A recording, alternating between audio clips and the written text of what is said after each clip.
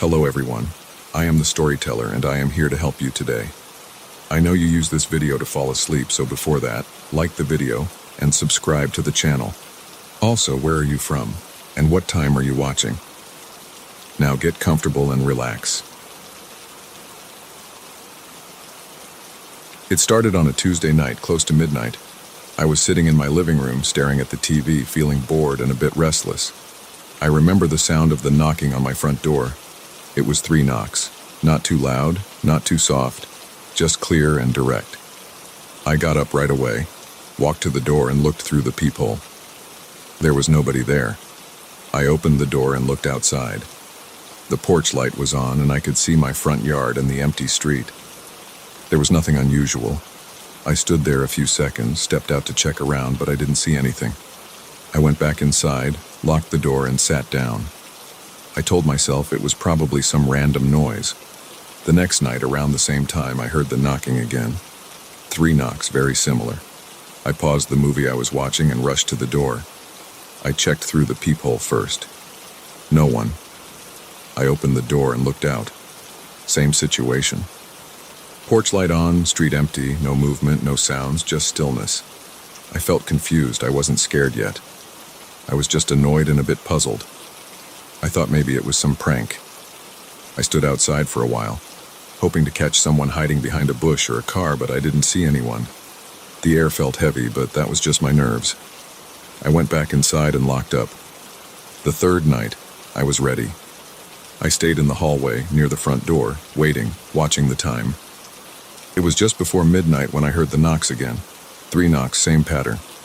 I threw the door open immediately. The outside light was on. Nothing moved. I tried to catch someone running away, but there was no one there. I stepped out and looked left and right. Nobody on the sidewalk, nobody in the yard, nobody in the street. The houses around me were quiet and dark.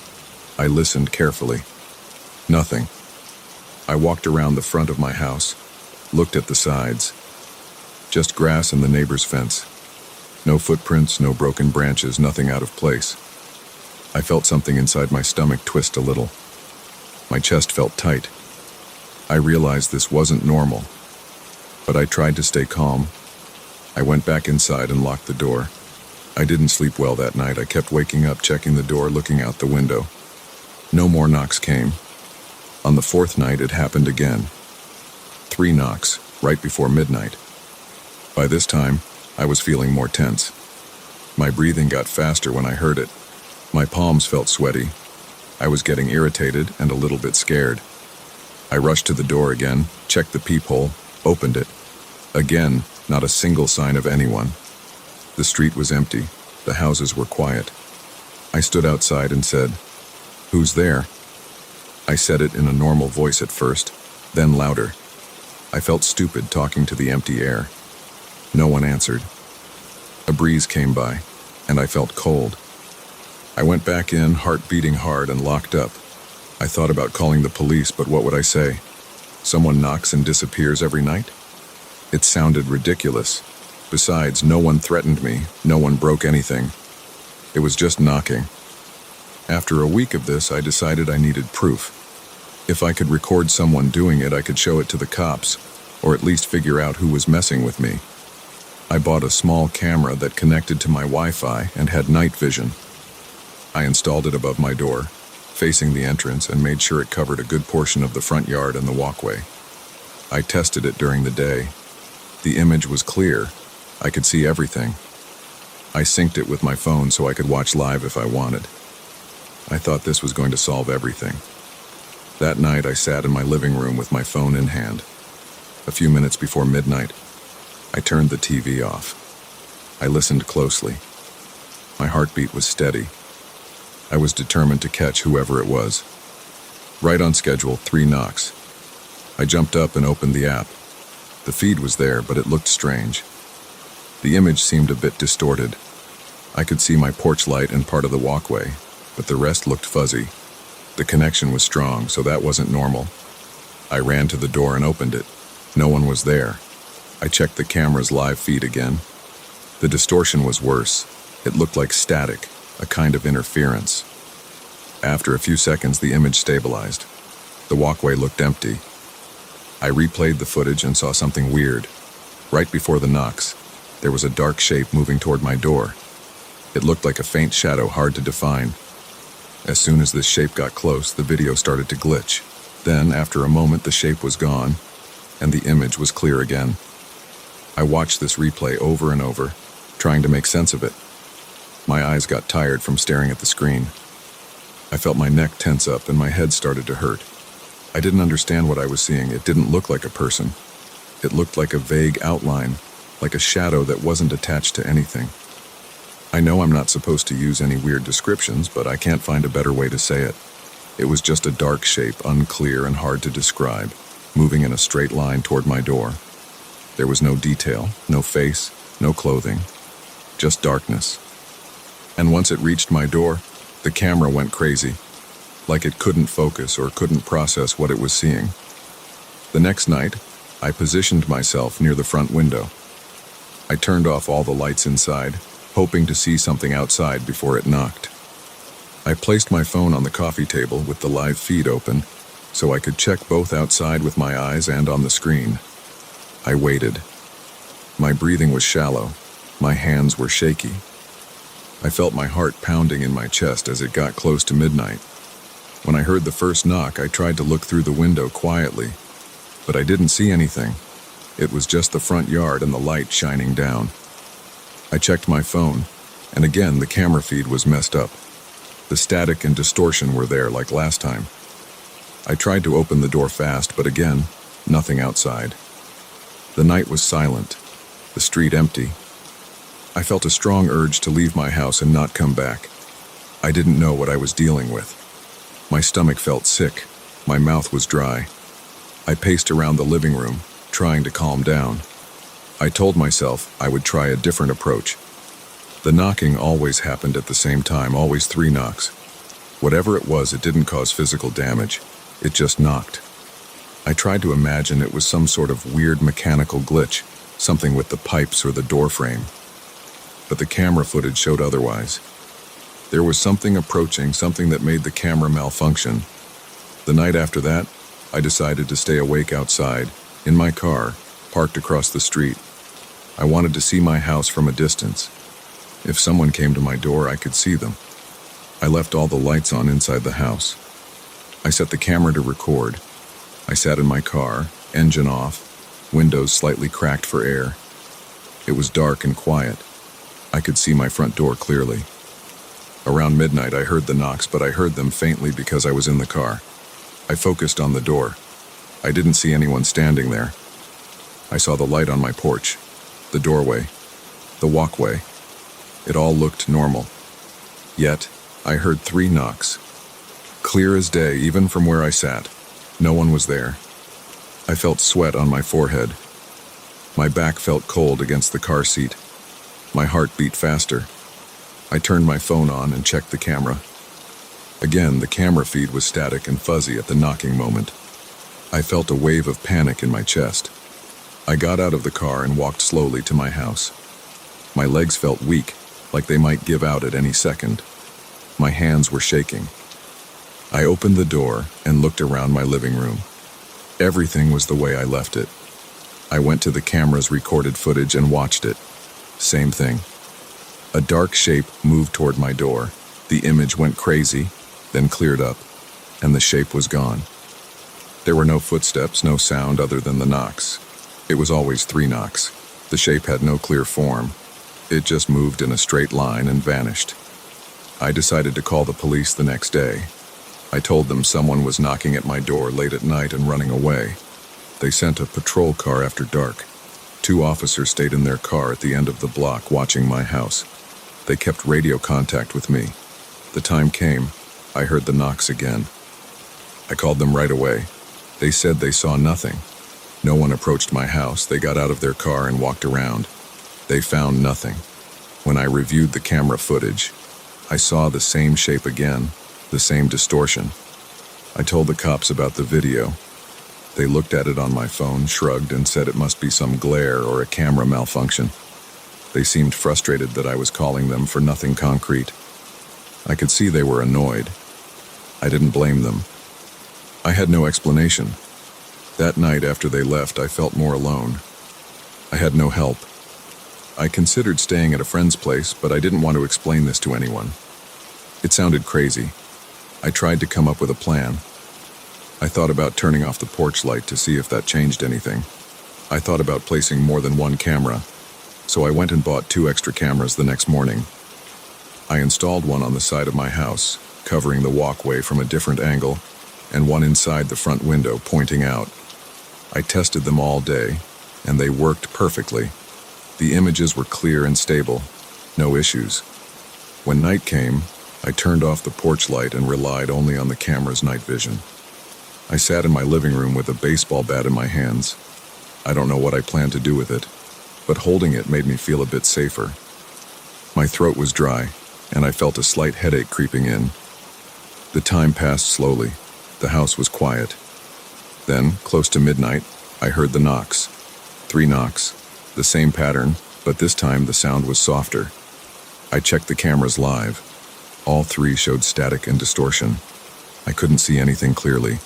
I got up, opened the door fast, and stepped outside. I swung the bat in the air, expecting someone to be there. Nothing. No one. Just the quiet street. I felt the cool air on my skin. I didn't see anything move, just stillness. I went back inside and locked the door. I checked the recorded footage from all 3 cameras. Each camera showed the same thing. A dark shape approaching, the image going bad, and then the shape was gone. From the side angle, I noticed that the shape had no height I could measure. It just moved in a straight line. From the front window angle, I saw the distortion start before the shape was fully visible, like the camera sensed it before it came into view. The inside camera just showed static and then cleared up. None of the cameras showed a person. No face, no body, no clothing, nothing recognizable.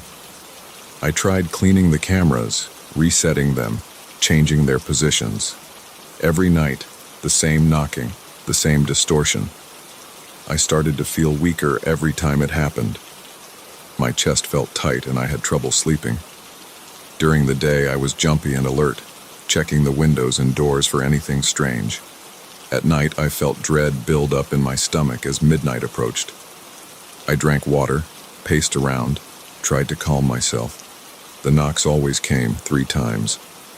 I considered leaving my house for good, but it was my home, and I didn't want to run away without understanding what was happening. One night, I decided not to open the door at all. I sat in the dark and listened. The knocks came. I stayed still, holding my breath. My heart pounded. I watched the camera feeds on my phone. All 3 showed the same static. I didn't open the door. After a few seconds, the knocking stopped. The static ended. The shape vanished. It never tried to break in. It never tried to open the door. It only knocked. I realized that I had no idea why this was happening, but it seemed to follow a pattern. I tried ignoring it the next night. Same thing. Knocks, static, then gone. Every time at the same hour. Always 3 knocks. After a few days of this, I became numb to it. I still felt fear, but I tried to hide it. I prepared each night by turning off the TV, turning off most lights, and watching the camera feeds. The knocks came. I didn't answer. The shape arrived on the camera feed. Distortion followed, then it left. I never found any physical evidence outside. No footprints, no scratches on the door.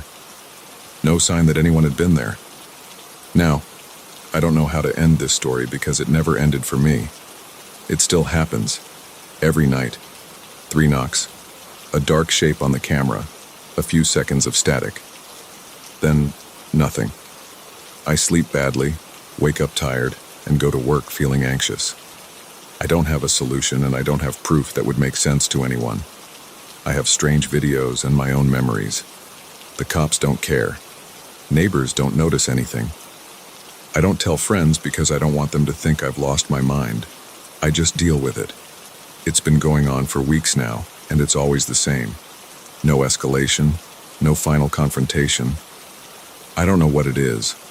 I only know that every night, Right before midnight, I hear 3 knocks on my door. And when I check the camera, I see a dark shape that makes the video feed go bad. Then it disappears without a trace. It doesn't matter what I do. It keeps happening. I'm stuck with this routine. I feel tense all the time, and my chest hurts from holding my breath whenever I expect the knocks to come. That's all there is to say. It's happening. I can't stop it, and I can't explain it. That's my story.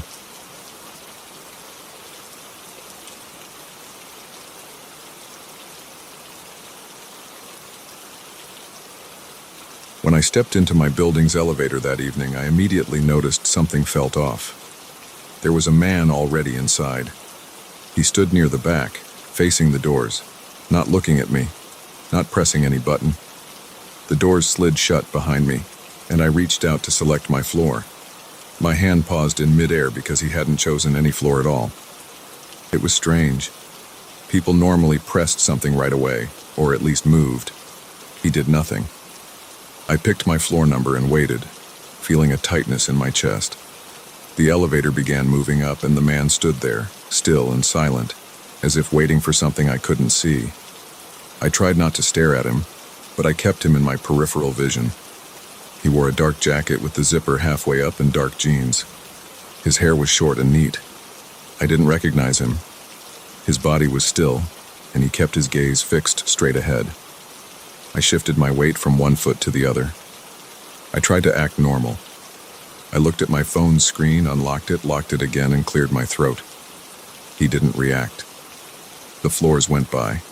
The numbers on the small digital panel above the door lit up one by one. I heard the soft hum of the elevator's motor and the slight clank when it passed each level. When we reached my floor, I stepped forward. I didn't look back at him. I just moved through the open doors and into the hallway. After a few steps, I heard a second set of footsteps.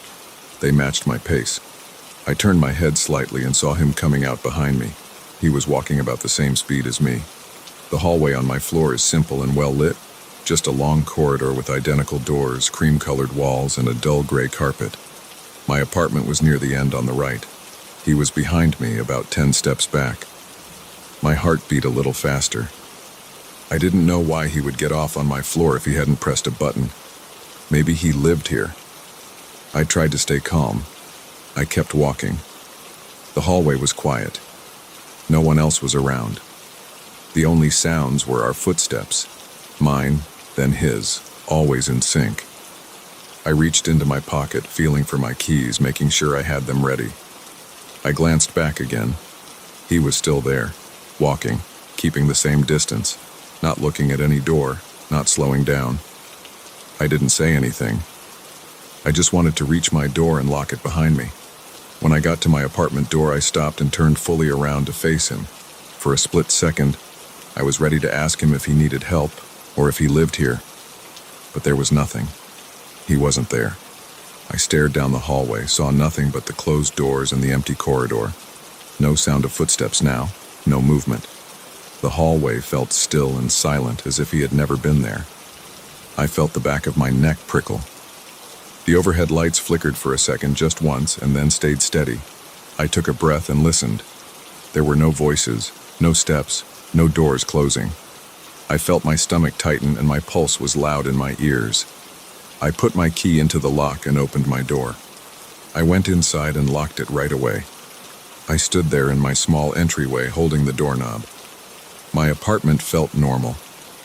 The living room lights were off, but a little glow came from the kitchen where I'd left a small light on. Everything looked the same as when I left that morning. I took off my shoes and placed them on the mat by the door. I walked through the living room, turned on a lamp, and checked the windows. They were all closed. I leaned against the kitchen counter for a moment and tried to shake off the weird feeling. Maybe I was just tired. Maybe he went into one of the apartments quickly, so I didn't see him. That must have been it. I told myself not to overthink it. I heated some leftovers in the microwave and ate, standing in the kitchen. The food tasted bland, or maybe I just wasn't paying attention to the taste. I turned on the TV in the living room and flipped through channels. I found nothing interesting, just random shows and commercials. I turned it off again. I wasn't in the mood to watch anything. I tried to focus on regular things. I checked my emails. I looked at my messages. Nothing unusual. After a while, I got ready for bed. I brushed my teeth, washed my face, and got into bed. The feeling of the sheets was familiar and soft. I turned off the lamp on the nightstand and closed my eyes. I must have fallen asleep quickly because the next thing I remember was waking up suddenly in the dark. My digital clock read 3:00 a.m. I didn't know what had woken me at first, but then I heard it again, a knock at my door. 3 quick, dull thuds. I sat up, my heart thumping. I turned on the bedside lamp. The knock came again. It was a bit louder this time. I reached for my phone. I checked the time again. It was still just after 3 in the morning. There was no reason for anyone to knock on my door at this hour. I stayed still and listened. No voices, no footsteps, just silence. Then the knock came again. I got out of bed, moved to the door as quietly as I could. I stood by it and waited. Another knock, softer this time, but steady. I leaned my eye against the peephole. I saw nothing. The hallway light was on, but I didn't see anyone standing there, just the empty hallway. I looked carefully. No shadows, no shapes. Nothing. My stomach tightened again. I stepped back and considered calling someone, maybe the building's security desk. But I had never spoken to them at this hour, and I wasn't sure if they were always there. My building did have a small lobby area with a desk, but I had seen the security guard mostly during the day. I didn't know if anyone was there now. The knocking stopped. I held my breath and waited. Silence. I felt my heart slowing down a bit. I hoped it was just some drunk neighbor knocking on the wrong door and then wandering off. I looked again through the peephole. Still nothing. I turned and moved away from the door, heading back toward my bedroom. I reached my bed and sat down on the edge. I listened. Nothing. No sounds except the hum of my fridge in the kitchen. I turned off the bedside lamp and tried to lie down again. I couldn't sleep right away. My eyes were open, staring at the dark ceiling. I waited for any noise, any sign that something wasn't right. After a few minutes, I started feeling my eyelids getting heavy. Just as I began to drift off, I heard the knock again. It was the same. 3 dull knocks, no variation in rhythm. I sat up straight. My body felt rigid. I stood up and marched back to the door, trying to keep my breathing quiet. I switched on the hallway light inside my apartment, unlocked the door, and opened it just a crack. I kept the chain on. I looked out through the small opening. No one. The corridor was completely empty. The overhead lights were bright. I saw the doors of the other apartments, all closed. No movement. "Hello?" I said quietly. I got no response. My voice sounded small and shaky. I closed the door again and locked it. My hands felt sweaty. I wiped them on my pajama pants. I stood there for a moment, pressing my ear to the door, listening. Nothing. Just the buzz of the hallway lights. I took a few steps back. I tried to stay calm. Maybe it was a prank. Maybe someone was messing with me. I walked to the window in my living room that overlooked the street. I pushed the curtain aside and looked down. The street was empty except for a few parked cars. No one was out there. It was quiet. A few lamps lit the sidewalk, but I didn't see anyone moving around. I stood there for a while, waiting to see if I could catch someone leaving the building. Nothing. I thought about the stranger in the elevator. I remembered how he followed me down the hallway and then vanished. I wondered if he had something to do with this. I didn't understand how he could disappear so fast. There was no place to hide. The hallway is straight. No turns. No extra doors other than the apartments. If he lived here, he would have needed a key, and I would have heard a door open. But I didn't. I didn't want to think about that now. I just wanted to get through the night. I went back to my bedroom and turned on the light there. I pulled a chair from the desk and placed it near the door of my bedroom, facing the apartment's front door. I sat there, arms folded, trying to stay awake. I listened to the quiet apartment. The walls were thin enough that I might hear neighbors if they were talking or playing music, but it was silent. I could only hear my own breathing. Time passed slowly. I checked my phone. It was around 3:30 a.m. I kept waiting, expecting another knock. My muscles felt tense. My mouth was dry. I got up once to get a glass of water from the kitchen. I returned with the water and sipped it quietly. Nothing happened. Eventually, around 4 a.m., I decided to try to sleep again. I got into bed, leaving the bedroom light on. I felt safer with it on. I closed my eyes, but every few seconds I opened them to listen. I forced myself to relax, to focus on my breathing. After some time, I drifted off. I slept lightly, without any real rest. When I woke up, it was 8 a.m. The sun came in through the window. I rubbed my face and stood up. My neck was stiff. I walked to the front door and looked through the peephole again. The hallway looked normal in the morning light. I unlocked and opened the door, stepping out to check if there was anything on the ground. Nothing. The hallway smelled like cleaning products. I saw one of my neighbors leaving for work. He nodded at me and said, "Good morning." I nodded back and didn't mention anything. I got dressed and went down to the lobby. The elevator ride felt tense, but I was alone this time. When I reached the lobby, I saw the guard at the front desk. He was an older man I had spoken to once or twice. I approached him and asked if someone had come in late last night, if anyone reported strange knocks or noises. He shook his head and said it had been quiet. I described the man in the elevator. He said he hadn't seen anyone like that on his shift. He looked at me as if I were a bit paranoid. I didn't press the issue. I decided to check the mailroom before heading out. I had a package waiting. I picked it up and went outside. The morning air felt cool. I walked up the block to get coffee. I thought about what happened. I tried to push it out of my mind, but it kept nagging at me. I knew what I saw and heard. That man was definitely in the elevator. He definitely got off on my floor. He followed me. Then he vanished. And then there were those knocks at my door at 3 a.m. without anyone there. I took my coffee back upstairs and sat in my living room. I looked around. Everything seemed normal in daylight. The furniture, the walls, my TV, my kitchen. Nothing was out of place. I tried the door's peephole again just to see if the perspective somehow tricked me at night. I looked through it, saw the hallway. Everything looked clear and bright. No distortions. I spent most of that day in my apartment working from home, trying to focus on my tasks.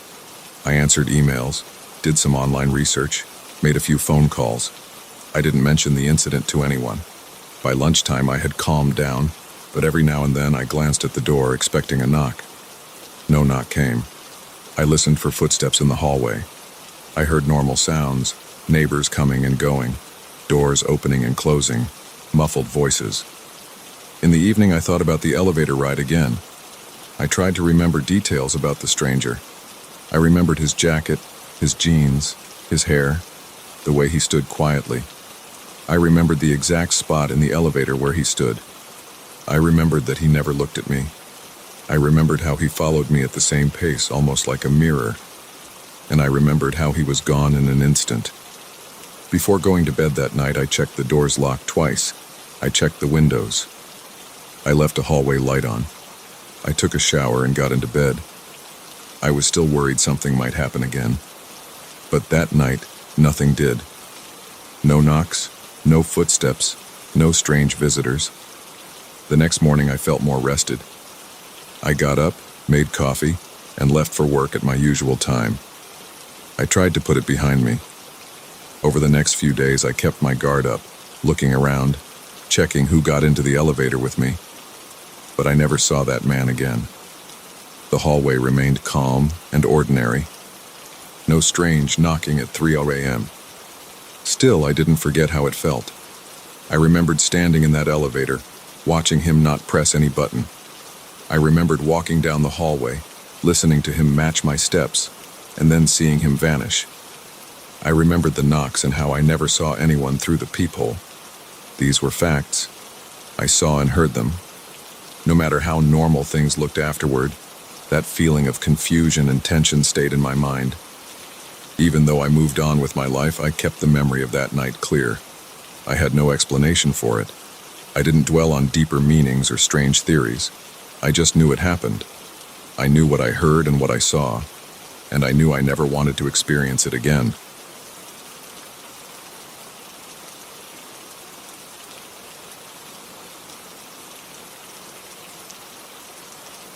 I remember that night because I was tired, a little hungry, and I just wanted to get home. I had worked late. My shift ended around 9, and I had walked a few blocks in the wrong direction because of some construction. I wanted to save some time. I decided to cut through an alley I usually avoided. It wasn't pitch dark, but the light was dim. There was a single streetlight near the entrance, and the rest of the alley stretched out with only a bit of light coming from the windows of the buildings on either side. I could see old trash cans, a few cardboard boxes, some scattered plastic bags, and dirty puddles. The place smelled like stale beer and old garbage. I remember the sound of distant traffic behind me, but inside the alley it was mostly quiet. I stepped in, trying to keep my feet away from the wet spots on the ground. I tried to move quickly. The alley ran straight for a while and then turned right, which I knew would bring me closer to my apartment building. As I walked, I heard a soft sound, like someone shifting their weight on a loose piece of pavement, but when I turned, I saw nothing. I shrugged it off. Sometimes there were rats or maybe a cat. I tried not to think too much about it. I was about halfway through when I heard my name. At first, I thought I imagined it. It was barely louder than a whisper. I froze and looked behind me. There was no one there. I looked to my left, then my right. The alley was empty. I could see the rough brick walls on either side. A few old posters were peeling off. One of the trash cans had its lid half open, and there was some shredded plastic sticking out. I saw nothing else. I waited a moment, listening. All I heard was the distant hum of traffic and maybe a dripping pipe somewhere. I turned forward again and walked, now feeling a bit uneasy. My heart thumped a little harder. My skin felt warm around my neck. I tried to act calm, but I looked behind me once more. Still nothing. That's when I heard it again. My name. It was clearer this time, and it sounded closer. Someone said it quietly, like they were standing just a few steps away. I spun around. The alley was still empty. I said, "Who's there?" Out loud. My voice sounded too loud in that quiet place. No response. I looked carefully. I could see the details of the walls, the ground, even some small cracks. I saw no place where a person could hide. There were no doors nearby, no recessed doorways, no large piles of trash tall enough to hide a person behind them. Only a few small boxes and cans, nothing big. The alley was maybe 8 or 9 feet wide, and I could see from one wall to the other. There was nowhere for someone to stand without me noticing. I took a deep breath. I felt a heaviness in my stomach. Something was off. I said my own name out loud to see if my mind was playing tricks on me. It sounded different from what I heard. The voice calling me sounded softer and slightly deeper than my own. It definitely wasn't an echo. I tried to ignore it and kept walking, but a few steps later I heard it again, this time from ahead of me. I stared forward. I could see the corner where the alley turned. I strained my eyes, but there was no one. The light was weak. The streetlight behind me didn't reach that far. The only illumination came from a small window on the second floor of the building to my left, and it was too faint to show more than shapes. I walked forward slowly, trying not to make noise. My shoes scraped a bit on the concrete. I tried to keep my breathing steady. I knew something was wrong. It wasn't just hearing my name. It was the feeling that someone was right there, close to me, watching me. My neck felt tense and my shoulders were tight. My palms were getting sweaty and my throat felt dry. I wanted to get out of that alley as fast as possible, but I also didn't want to walk straight into whoever was playing this game. I reached into my jacket pocket for my phone. I gripped it tight. I considered calling someone. The thought that I might seem paranoid stopped me. I decided to just keep moving. I took a few more steps and then I heard my name again, right behind me this time. I spun around so fast that I almost slipped on a wet patch. Still, no one. My heart was beating harder. I could feel my pulse in my ears. I looked up at the fire escapes overhead, but they were empty metal structures. No one stood on them. There were no shadows up there. I stood still for at least 20 seconds, turning my head from side to side, trying to catch any movement. Nothing. Just the dim light, the smell of trash, the quiet drip of water. I could hear my own breathing now, fast and shallow. I wanted to run, but I didn't want to run blindly and fall or get cornered. Instead, I walked backward for a few steps, keeping my eyes in front of me and then behind me, alternating every few seconds. That made me dizzy, so I stopped and faced forward again. If someone was there, they were hiding too well. But how could they hide in a place like this? I reached the turn in the alley. I stepped around the corner, pressing my back against the wall before looking ahead. The next stretch of alley was even darker. There was a dim light at the far end, probably from a distant street lamp. I could see broken concrete and a large dumpster on the left side. The dumpster's lid was closed. There was a small stack of crates near it. They were wooden, probably empty. I could see a patch of moss or mold on the ground and a slight incline leading toward the main street at the far end. I knew my building was just a short walk after I got out of here. I took a step forward, and as soon as I moved, I heard my name again. This time it seemed to come from my right side. I looked right. There was nothing but a wall. No doors, no windows at eye level. I noticed a small ventilation window near the top, but it was too high for anyone to reach. I listened carefully. Nothing now. I licked my lips and tasted salt from my sweat. My heart was still racing. I said, "I know you're there. What do you want?" I tried to keep my voice steady, but it cracked slightly. No answer. I walked closer to the dumpster, thinking maybe someone was crouching behind it. I approached it slowly, one hand gripping my phone in my pocket. My other hand was free. I felt the urge to clench my fists. As I got near, I smelled something rotten. Probably old food. I reached the edge of the dumpster and leaned forward, trying to peek behind it. It was empty space. No one there. I kicked the crates with my foot. They were light and slid a bit, but nothing was behind them. Suddenly, my name again. This time it was so close I jumped. It sounded right next to my ear. I turned around, almost losing my balance. The alley behind me was empty, just as before. My chest felt tight, and I wanted to leave this place. I walked faster now, almost jogging, but careful not to slip. My shoes made a damp sound on the ground. Every few steps I glanced behind me. Still nothing. The alley felt longer than before. I noticed details I hadn't before. A small pipe with water dripping, a torn piece of fabric stuck to a nail on the wall, a flattened soda can near a drain. I heard my name again, this time from ahead of me, softer but still there. I stopped and held my breath. I thought maybe I could lure whoever it was into making a sound so I could spot them. I waited 5-10 seconds, holding my breath until my chest started to burn. Then I let out the air and said, "Show yourself." Nothing. Just silence. I kept walking. My legs felt weak and my stomach kept twisting. I tried to focus on getting out. My apartment was just a short walk once I reached the main street. I passed another stack of trash bags. They looked wet and sagged against the wall. I nudged one with my foot, trying to see if someone could be hiding behind it. It was soft and squishy, just trash. I moved past it.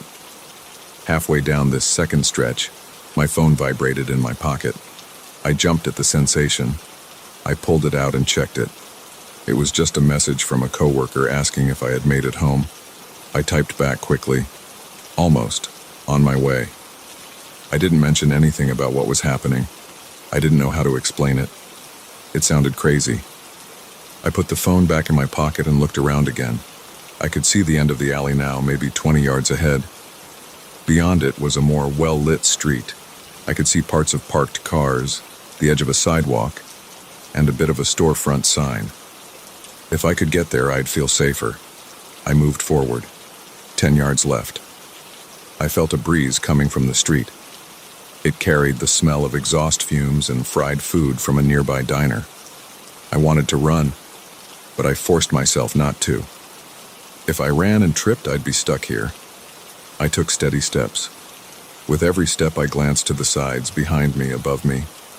There was nothing, just the same empty alley. But the voice wouldn't leave my mind.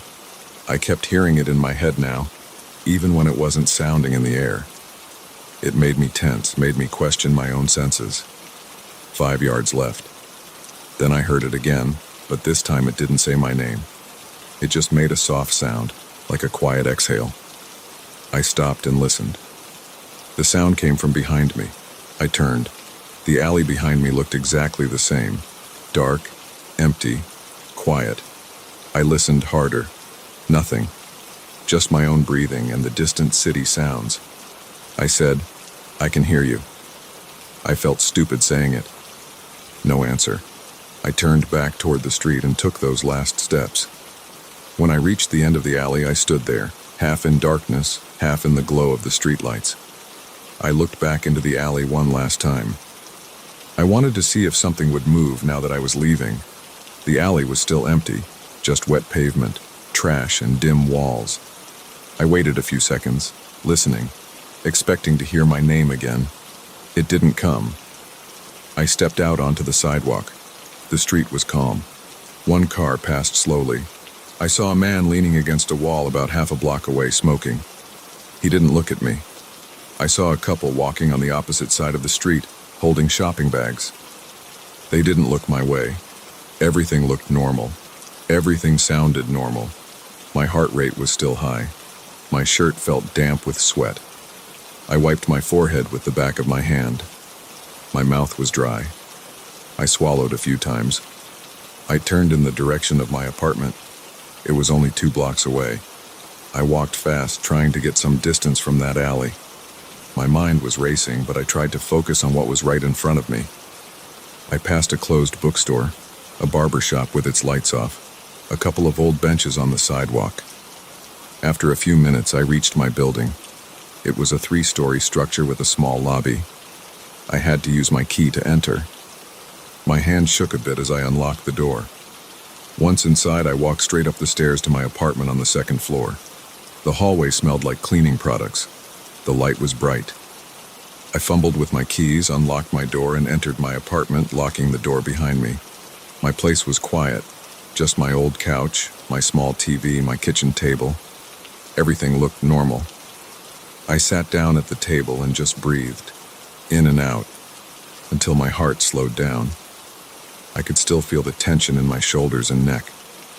I didn't know what to think. I heard my name whispered several times and I saw no one. The alley was empty. I had no explanation. My body still felt tired, my legs a bit shaky. I grabbed a glass from the cabinet and filled it with tap water. I drank it in a few big gulps. I felt a slight ache in my stomach, probably from all the nervous energy. I took another minute to calm down. Then I walked to my living room window and looked outside. I could see the street, the lights, and the distant corner where I knew that alley entrance was located. I couldn't see the alley itself from this angle. I stood there for a long moment just looking at the normal scene outside. A car parked, a man crossed the street, someone rode by on a bike. No strange voices, no whispers, just normal city sounds. Eventually, I pulled the curtains closed. I decided I would avoid that alley from now on, no matter how inconvenient. I felt safer in my apartment. It was quiet, well lit, and everything made sense here. I stayed up for a while that night, drinking water, pacing a bit, trying to shake off the feeling that something had been there, calling me, messing with me. I knew I wouldn't find any answers. I just knew I didn't want to go through that alley again. When I finally turned off the lights and lay down in bed, I could still remember the exact sound of my name spoken softly in that empty space. I tried not to think about it too much. I was just glad to be inside, with a locked door and a clear sense that I had gotten away from something I couldn't understand.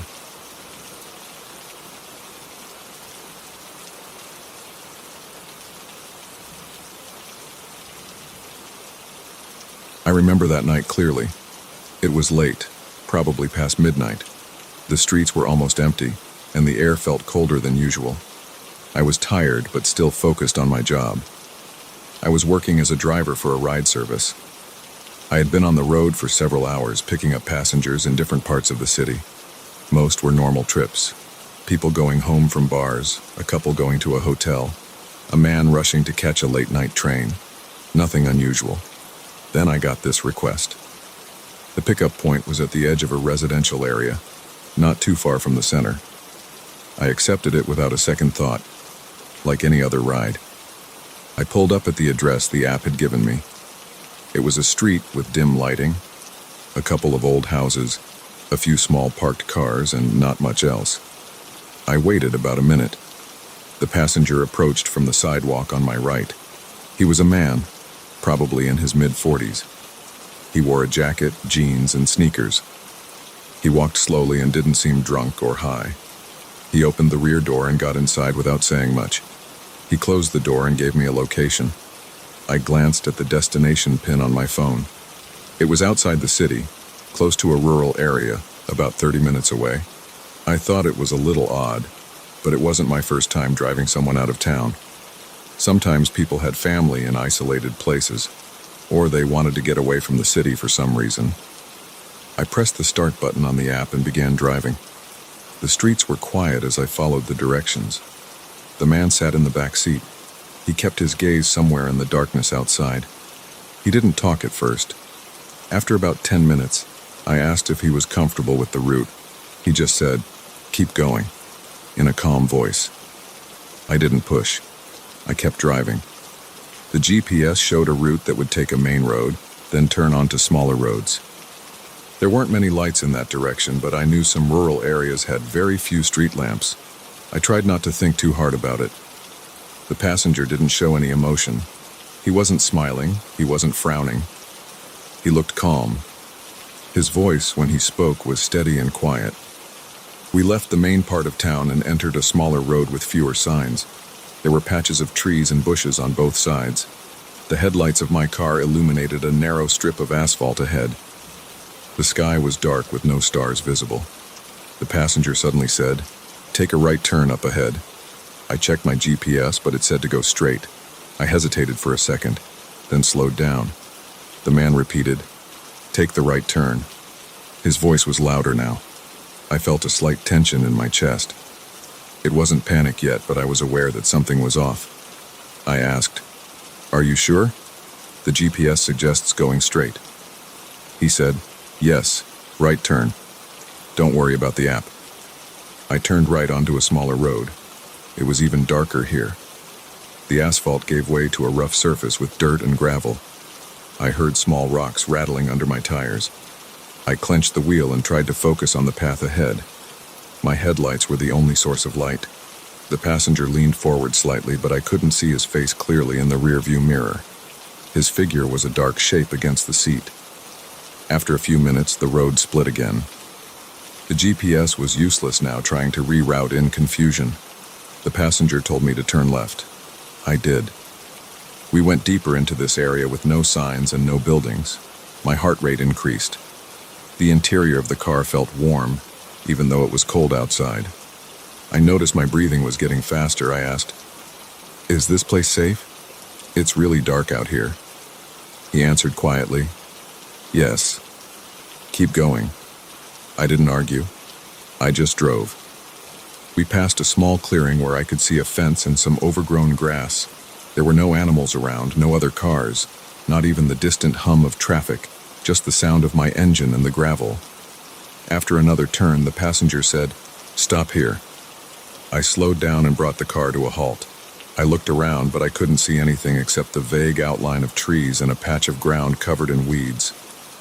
The headlights illuminated a short stretch ahead, but it ended in darkness. There were no lights on any distant houses, no porch lamps, nothing. The passenger opened the door and stepped out. He didn't say anything about payment. The ride was prepaid through the app, so I guessed he was done. He stood outside for a moment. I rolled down my window slightly and said, "Is everything all right?" He didn't answer. He just moved away from the car and disappeared into the darkness ahead. I couldn't see where he went. He didn't use a flashlight or his phone's screen. It was like he knew exactly where to go. I felt uneasy. My mouth was dry and my hands were clammy on the steering wheel. I decided I should probably leave. There was nothing else for me to do here. I shifted into reverse and checked my mirrors. That's when I saw something that made my stomach tighten. In the rearview mirror, I noticed two shapes in the darkness behind the car. They were a distance away, maybe 20 or 30 feet back. I couldn't see their faces, but I could make out two human figures. They stood side by side, not moving much. My first thought was to stay calm. I wanted to get out of there. I looked forward again, trying to see if the passenger was still in front of the car. I saw nothing, just the silent darkness. I turned on my high beams for a moment, hoping to see something that would put me at ease. But all I got was a better look at empty ground and some bushes. I turned the high beams off again. I didn't want to attract too much attention. In the mirror, the two figures were still there. I couldn't tell if they were looking at me. My heart was pounding. I considered rolling down the window and calling out, but I decided against it. I didn't know who they were. I didn't know if they were armed or if they meant any harm. My chest felt tight, and I could feel sweat on my neck. The silence made everything worse. There was no wind, no cars, no voices. Just me in that car with two strangers standing behind it, and my passenger gone somewhere ahead. I started to back up slowly, moving in reverse, hoping to put some distance between me and the figures. As I reversed, I kept my eyes on them. They didn't run toward me. They stayed where they were. When my brake lights lit the area behind the car, I saw them more clearly. They were definitely two people, both wearing dark clothing. I couldn't see their faces. Their heads were slightly bent forward, or maybe they were just looking straight at me. My chest felt even tighter now. I swallowed hard. I stopped the car again and thought about what to do. The passenger had told me to come here, had made me leave the known route. Now I was stuck in a remote spot with no streetlights. I had 1 bar of cell service, maybe enough to get back on the map. I glanced at my phone. The app was still running. The screen showed my location as a dead-end road in a rural zone. I had no idea where I was exactly. I locked the doors. I heard the click of the locks and hoped that would be enough if they tried something. They still didn't move. They just stood there. I wondered if they were waiting for something, or if they were just curious. I looked around for another way out. The road was narrow. To my left and right, there were bushes and small trees. I didn't want to drive off the road and get stuck. I needed to stay calm and not do anything stupid. I took a deep breath and decided to drive forward a bit, and then try to turn around. I put the car in drive and eased it forward. The road was rough, and I felt every bump. The headlights showed nothing but empty space and weeds. I drove maybe 40 or 50 feet ahead. I didn't see any sign of the passenger. I decided to try a 3-point turn. I backed up a little, then turned the wheel and moved forward again. The angle was awkward because of the uneven ground, but after a few tries I managed to face the car back toward the way I came. I checked the rearview mirror again. The two figures were still there, standing at the spot where I had stopped before. They hadn't followed me. I felt slightly less trapped, but still on edge. My heart was still racing, and my throat felt dry. I didn't see anyone else around. I didn't hear any voices. I rolled the window down just a bit to listen. Nothing. Absolute silence. I thought about calling someone, maybe reporting something to the police, but I had nothing concrete to say. No crime had been committed that I knew of. My passenger had simply left the car on his own. These two people were just standing there. Maybe they were local residents or people who lived out here. It didn't make sense, but I didn't have time to analyze. I just wanted to get out of there. I decided to leave. I pressed the gas pedal gently and started to move back the way I came. The dirt and gravel crunched under the tires. I kept looking in the mirror. The figures got smaller as I drove away. They still didn't move. When I reached the first turn, I slowed down and tried to remember which way we had come. The GPS tried to reroute me to the main road. I followed the route on the screen. The feeling in my chest eased a bit once I saw a more recognizable road sign. I passed it and saw a faint light in the distance, probably from a farmhouse. I didn't know what to think. I felt sweaty and tired. My hands were shaking a little, so I gripped the wheel harder. I just wanted to get back to the city. After a few more turns, I reached a paved road with a single street lamp at the corner. I slowed down under the lamp, glanced at my phone, and took a second to breathe. I thought about the passenger. He had seemed calm but had led me out to that dark place. Why? He never told me. He never explained. Maybe he had friends waiting for him there. Maybe he was involved in something I didn't understand, but I didn't see him meet anyone. I only saw those two figures after he left. I kept driving until I found my way back onto a familiar road. I passed a gas station that was closed for the night. The neon sign was off and there were no cars around. I didn't stop. I wanted to get back to the main part of the city. After another 15 minutes, I saw the distant glow of streetlights. I turned onto a busier street and felt some relief. A few cars passed by. The normal sounds of civilization surrounded me again. I felt safer. I didn't know who those people were or why they were out there. I didn't know what my passenger's purpose was, but I was back in a place with lights and people. I ended the ride on the app. It showed that the trip had been completed successfully. Payment processed. There was no comment from the passenger. No rating left. I sat there for a moment, engine idling at a red light, and tried to calm down. My throat was still dry. I noticed my shirt was damp under the arms. I looked at my reflection in the mirror. My eyes looked tired. I pressed my lips together, then took a sip of water from the bottle I keep in the cup holder. The water was lukewarm, but it helped. I decided I wouldn't tell anyone about this ride right away. I didn't even know how to describe it. Just a strange trip to a dark place. The passenger disappeared, and I saw two people in the dark. No one attacked me. No one demanded anything. Nothing was stolen. It was just odd and unsettling. I gripped the wheel and continued driving, heading back toward more familiar neighborhoods. I picked up another passenger an hour later, a normal guy going to a hotel. That trip went fine, but I didn't shake the feeling that something had been off that night. Even now, I remember those two figures standing in the darkness, not moving, not speaking, just watching. I remember the chill in my chest, my heart pounding, and the absolute silence around us. I remember the passenger's calm voice telling me to turn off the main route. I remember the absence of any normal signs of life. I never found out what it meant, and I guess I never will.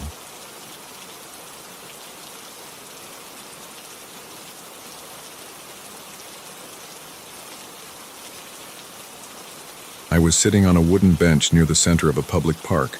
It was late, probably close to midnight, but I didn't check the time. I had gone out for a run because I couldn't sleep. The weather was mild, the air still. The park had a jogging path that looped around a pond and some trees. There were a few lampposts, but most of the path was dark. I had been running for about 20 minutes when I decided to rest. I stopped near a bench under a dim lamp. The area around me was quiet. No wind, no voices, no distant cars. The ground was a mix of dirt and gravel. It crunched a little under my shoes when I approached the bench.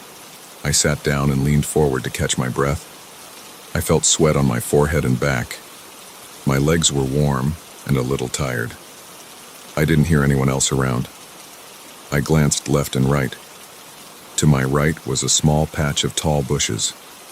To my left, about 20 feet away, there was another bench under a weaker light. At first, I didn't notice anyone there. Then I turned my head again and saw a figure sitting very still. It was a person dressed in dark clothing. I couldn't see any details. There was no movement. This person was sitting on the bench in a rigid posture and seemed to be looking straight at me. I squinted and tried to see more clearly. The light was not good. The figure had a hood pulled up over its head. I couldn't see a face. I thought maybe they were wearing a ski mask or something similar. They didn't move at all. I felt a sudden tension in my shoulders. There was something off about how still they were. I waited a few seconds, expecting them to turn away or get up or do something. They remained completely still. I decided it was time to get moving. I didn't want to hang around.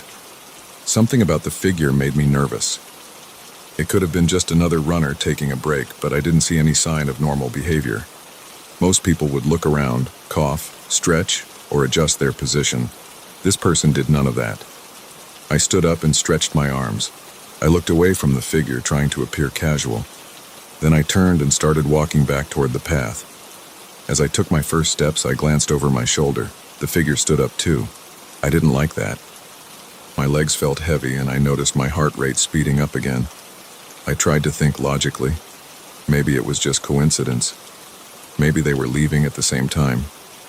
I decided not to panic. I just wanted to keep a good distance. I began to walk along the path. The gravel made a slight crunch under my running shoes. I checked behind me after a few steps. The figure was following me. Not running, just walking at first, but following. I picked up my pace. My thighs and calves were already warm from the previous run, so I could run again if I needed to. I didn't want to sprint yet. I wanted to be sure I wasn't imagining this. Maybe this was some stranger taking the same route out of the park. Still, I felt uneasy. There was no one else around. The park was usually empty this late. I turned my head again. The figure was still behind me, closer now, moving faster than before. That was enough. I started jogging. I heard my own breathing become more forceful. My ears caught a soft sound behind me, like shoes hitting the dirt and gravel. I glanced back quickly. The figure was now running. I could see arms pumping slightly, legs moving in quick strides. The hood covered the head completely. The face area looked smooth and blank in the dim light. There were no features. It looked like a person without a face, just a patch of dark nothing. I felt a surge of panic shoot through my chest. My muscles tensed and I ran faster. I didn't know what to do. The path went around the park. The nearest exit gate was on the far side, maybe a quarter-mile away. The figure was gaining on me, or at least keeping up. I listened to the sound of my own footsteps. I heard the footsteps behind me too, slightly offbeat, getting louder. I tried to focus on the path. My eyes scanned for possible escape routes. There was a large patch of trees and shrubs to my left. If I ran into them, I might lose the figure, but I could also trip or get stuck. On the right was a chain-link fence separating the park from a quiet street. The fence was too high to climb easily. I ran harder. My chest tightened. My breathing grew louder. My arms pumped back and forth. I tried to keep my balance and maintain speed. I tried to think if I had any way to defend myself. I didn't carry anything with me. I had no phone, no keys, nothing in my pockets except a packet of tissues. I glanced back again. The figure was just a few steps behind. I couldn't see any face at all, only darkness under the hood. The way the head moved suggested a human shape, but the lack of a face made no sense. It was like a blank mask. I saw shoulders and arms, legs in long pants, running shoes. The running form looked natural enough, but completely silent except for the footfalls. I pushed my legs harder. I passed another bench, this one empty. The lamps were few and far between. My eyes tried to pick out a better lit area ahead. I knew there was a small fountain near the park's center. If I could get there, maybe I could find something to use as a weapon. Or maybe I would see another person passing by. Anything would help. I changed direction and cut through a patch of grass, hoping to throw the figure off. My shoes sank into the soft ground. It slowed me down. I heard the footsteps behind me also move onto the grass. I tried to accelerate, but my legs were starting to ache. My lungs burned. I hadn't planned on running this hard tonight. I reached a small clearing with a single lamp. Under that lamp was a garbage can and a broken bench. I grabbed the edge of the garbage can and tried to push it behind me as I ran past. It was heavier than I expected, just barely budging. I wasted a second or two on that. I looked back and saw the figure closing in. I heard the footsteps get louder. My heart pounded so hard it hurt. I had to do something else. I noticed a narrow path leading off to one side, toward a maintenance shed I'd seen before. Maybe it was locked, but maybe not. I veered onto that path. It was darker here. My eyes struggled to adjust. I stumbled over a small root. I caught myself, but lost a second. The footsteps sounded closer. I felt real fear. It was a physical sensation, like a cramp in my stomach and chest. My hands felt cold and damp. I tried not to fall. I reached the maintenance shed. It had a padlock on the door. The walls were made of wood and metal. There was a stack of wooden pallets next to it. I grabbed one and tried to lift it. It was awkward and heavy. I heard the footsteps right behind me. I turned around quickly. The figure was about 6 or 7 feet away, standing still under no light, so I only saw a shape. I raised the pallet and swung it, stepping forward to try to hit the figure. I felt a jolt when the pallet struck something. It connected with a shoulder or arm. The figure stumbled back a step but made no sound. I dropped the pallet and ran again before it could recover. My legs felt weaker now. I breathed through my mouth, sucking in air that smelled like damp grass and soil. The path ahead split in 2 directions.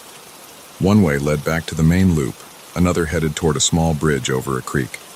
I went toward the bridge. It was a simple wooden footbridge, maybe 10 feet long. On the other side was a cluster of bushes, and then a slope leading up to the main gate. I remembered that from daylight visits. I dashed onto the bridge. My footsteps on the wood sounded hollow and loud. Halfway across, I looked back. The figure was on the other end of the bridge, just standing there, not advancing. I took a second to watch, panting, my chest heaving. The figure stood completely still, just like before, facing me. I couldn't see a face, just darkness where a face should be. I noticed the figure's hands hanging at the sides. They looked pale under the hood's shadow, but I couldn't be sure. I wiped sweat from my forehead with the back of my hand. I didn't want to wait there any longer. I ran off the bridge and into the bushes. The branches scratched at my arms and legs. I pushed through, feeling leaves hit my face. I emerged onto the slope. The dirt here was loose, and I had to lean forward to climb. My shoes slipped a bit.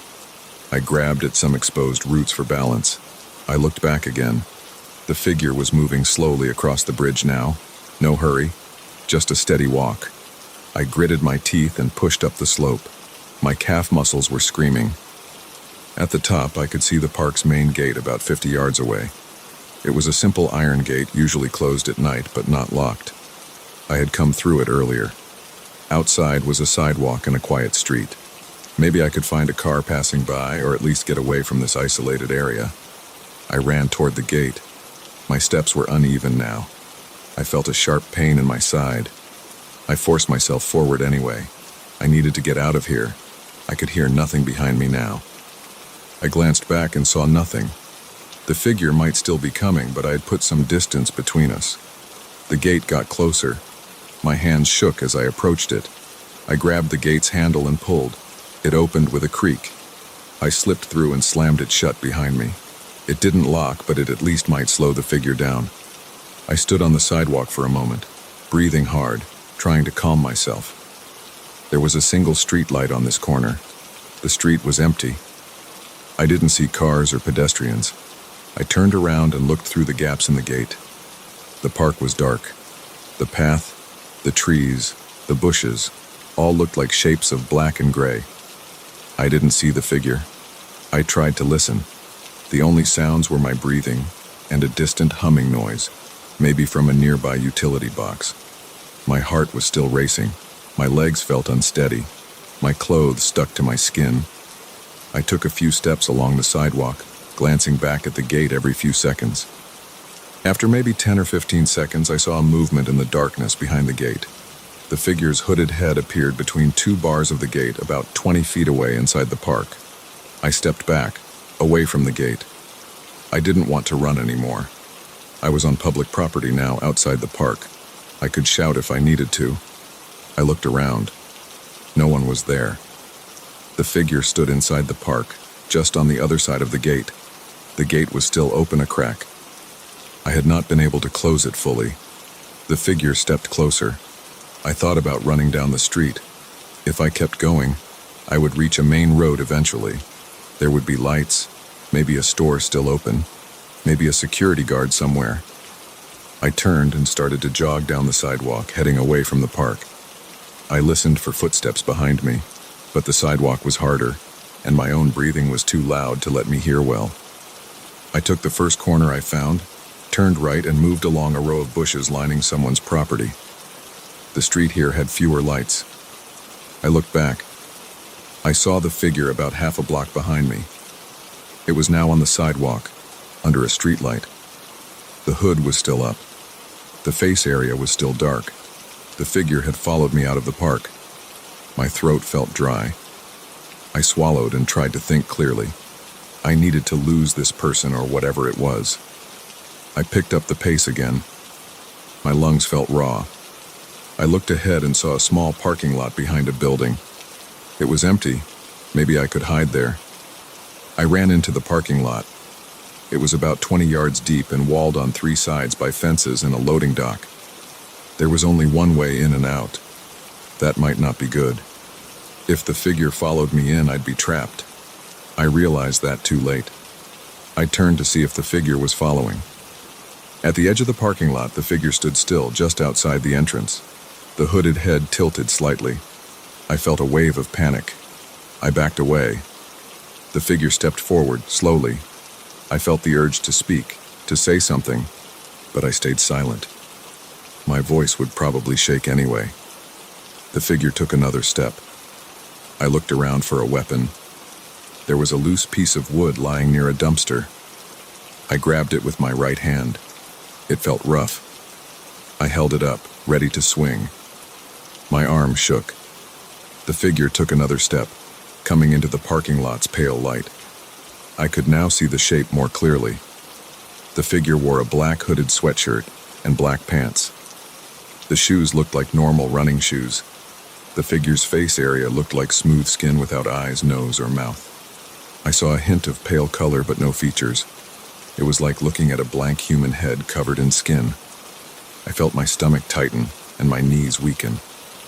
I didn't understand what I was seeing. I gripped the wood tighter. My breathing came in short, fast bursts. The figure stopped about 10 feet away. I held the wood out in front of me. My arms ached. I didn't speak. I waited. The figure stood still, head slightly tilted. The tension felt like it was pressing on my chest. I wanted to run, but I couldn't look away. I took one step back. The figure didn't move. I took another step back. The figure remained where it was. I turned and bolted toward the exit of the parking lot. I ran past the figure, giving it as wide a berth as possible. It didn't reach out. It didn't move.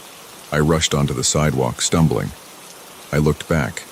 The figure still stood inside the parking lot in the same spot. I didn't know what that meant. I didn't wait to find out. I ran down the street, my legs protesting every step. I kept going. I followed the sidewalk until I reached a better lit intersection. I paused under a bright streetlight. My heart still raced. My tongue tasted bitter. I glanced behind me again. There was no sign of the figure on the street. Everything looked quiet. After a while, I forced myself to walk, not run. I kept checking behind me. Nothing appeared. I listened for footsteps. Only my own shoes on the concrete. I passed a few closed shops. I saw a couple of parked cars. No movement in the windows. No one else around. I walked all the way home, never seeing the figure again. I kept looking over my shoulder every few seconds, expecting to see that hooded shape, that blank face, those steady, silent footsteps. I didn't see it again. By the time I reached my door, my clothes were soaked with sweat and my legs felt like lead. I opened my door and locked it behind me. My hands were still shaking. I pressed my ear against the door and listened. I heard nothing. I spent the rest of that night pacing inside my apartment, checking the window every few minutes, making sure the figure wasn't waiting outside. I never saw it again, but I couldn't relax for hours. Every small sound made me jump. I kept remembering that blank face and the silent chase through the park. I had no explanation. I felt only relief that I got away. I was sore for 2 days afterward. I never went back to that park at night again.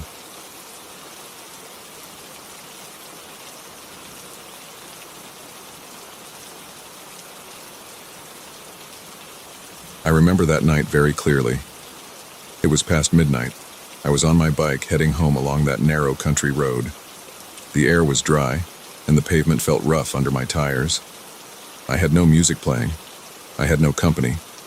Just the sound of the chain turning whenever I moved my legs. I wanted to get home, lock the door, and fall asleep.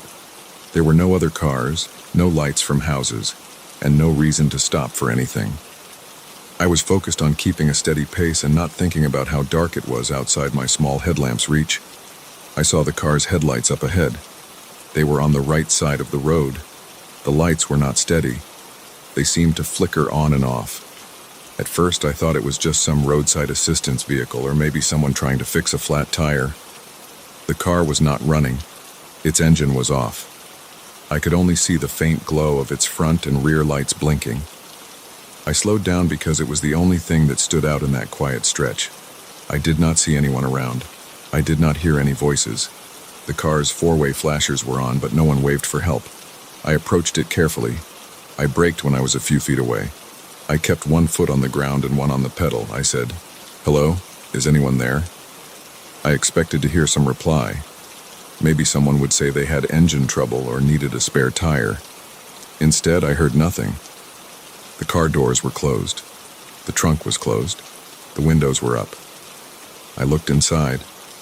Empty seats, no bags, no keys in the ignition, just a dark interior. Everything was still except for the blinking lights outside. I felt uneasy standing there. I knew it was not normal to find a car like that. Lights on and no one around in the middle of the night. I looked up and down the road. Nothing. No headlights in the distance. No sounds of an approaching engine. No footsteps. Just the faint hum of insects and the soft rustling of leaves along the ditch. I noticed movement in the bushes about 20 feet away. At first, I thought it might be a stray dog or some small animal. But the way the bushes shook made it seem bigger than that. I whispered to myself, "What is that?" I did not want to shout. I did not want to attract attention if it was something that could harm me. I leaned forward on my bike. I wanted to see if something would step out. I listened closely. I heard breathing, but it was not my own. It was low and uneven, like someone struggling to keep quiet. I kept my eyes on the bushes. My heart felt heavier. My breathing got faster. I gripped my handlebars tighter. I saw something move behind the leaves. A shape, dark and crouched, pushing through the shrubs. I could not identify it at first. It was not tall, but it was not small either. Its shape was uneven, like a person hunched down. I stayed still. I watched as it moved again. It slowly emerged from the side of the road, stepping onto the asphalt. The creature's posture was odd. Its limbs looked long. Its head seemed too low. It did not speak. It did not growl. It just stood there, facing me, about 15 feet away. I could see it more clearly under my bike's headlamp and the car's flashing lights.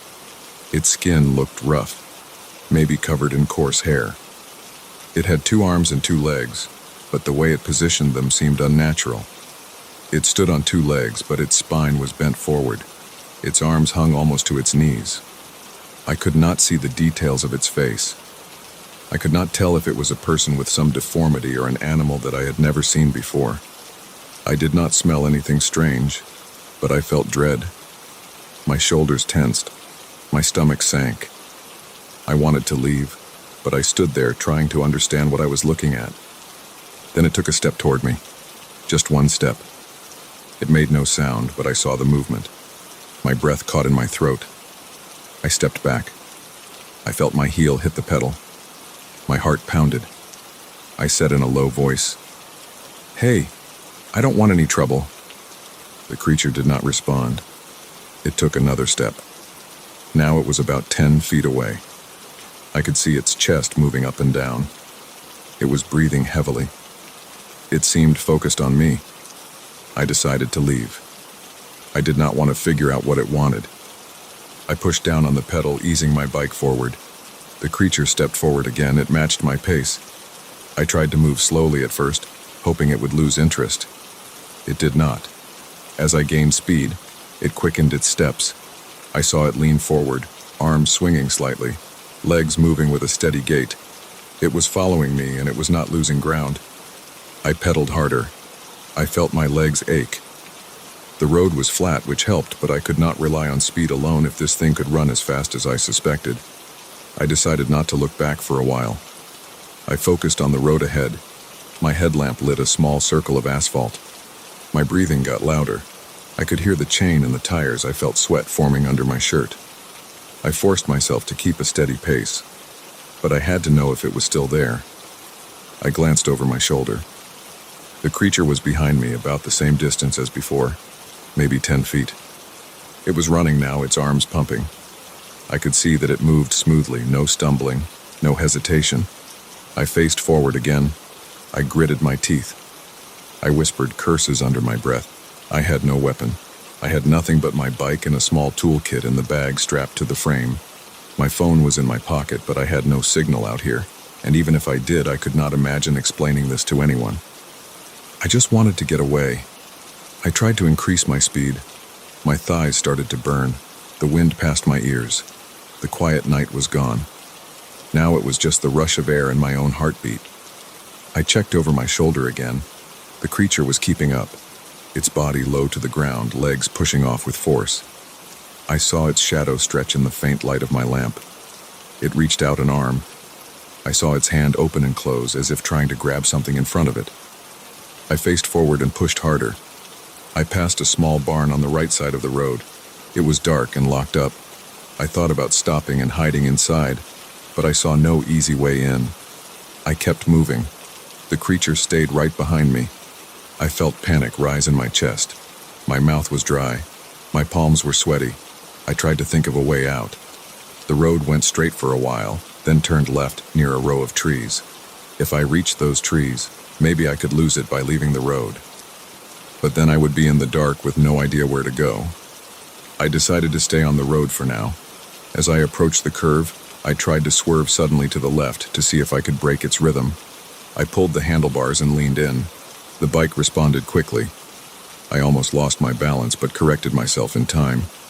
I glanced back. The creature followed the turn without slowing down. It did not slip. It did not hesitate.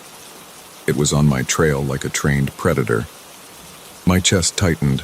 I swallowed hard. I tried to keep my focus on the pavement, on my breathing, on the movement of my legs. Ahead, I saw a small wooden bridge that crossed a narrow creek. The creek's water was low that time of year. The bridge had no lights. It was just a few planks of wood with some rails. I thought about stopping in the middle of the bridge and kicking at the creature if it tried to reach me. But if it was strong, I would not stand a chance. I had no idea how strong it was. I had no idea what it wanted. I decided not to stop. I crossed the bridge. The boards creaked under my wheels. I heard nothing behind me but the sound of the creature's steps. I kept going. After the bridge, I saw a faint light in the distance. It might have been a farmhouse porch light. If I could get closer to it, maybe I could find someone to help me. Maybe the creature would back off if there were more people around. I tried to increase my speed again. My legs ached. My lungs hurt. I felt a cramp building in my side. I fought against it. I forced my legs to keep pumping. I listened to the chain clicking, the wheels spinning, the air rushing. I looked back. The creature was there, but now it seemed a few feet further away. I might have gained some distance. This encouraged me. I leaned forward, placing more weight on the handlebars, and pedaled harder. I ignored the cramp. I focused on that light ahead. I wanted to reach it. I wanted to feel safer. I wanted to get away from this thing on my heels. As I got closer to the light, I could see that it was not a porch. It was just an old street lamp near an abandoned gas station. The building had broken windows and boarded up doors. There would be no help there.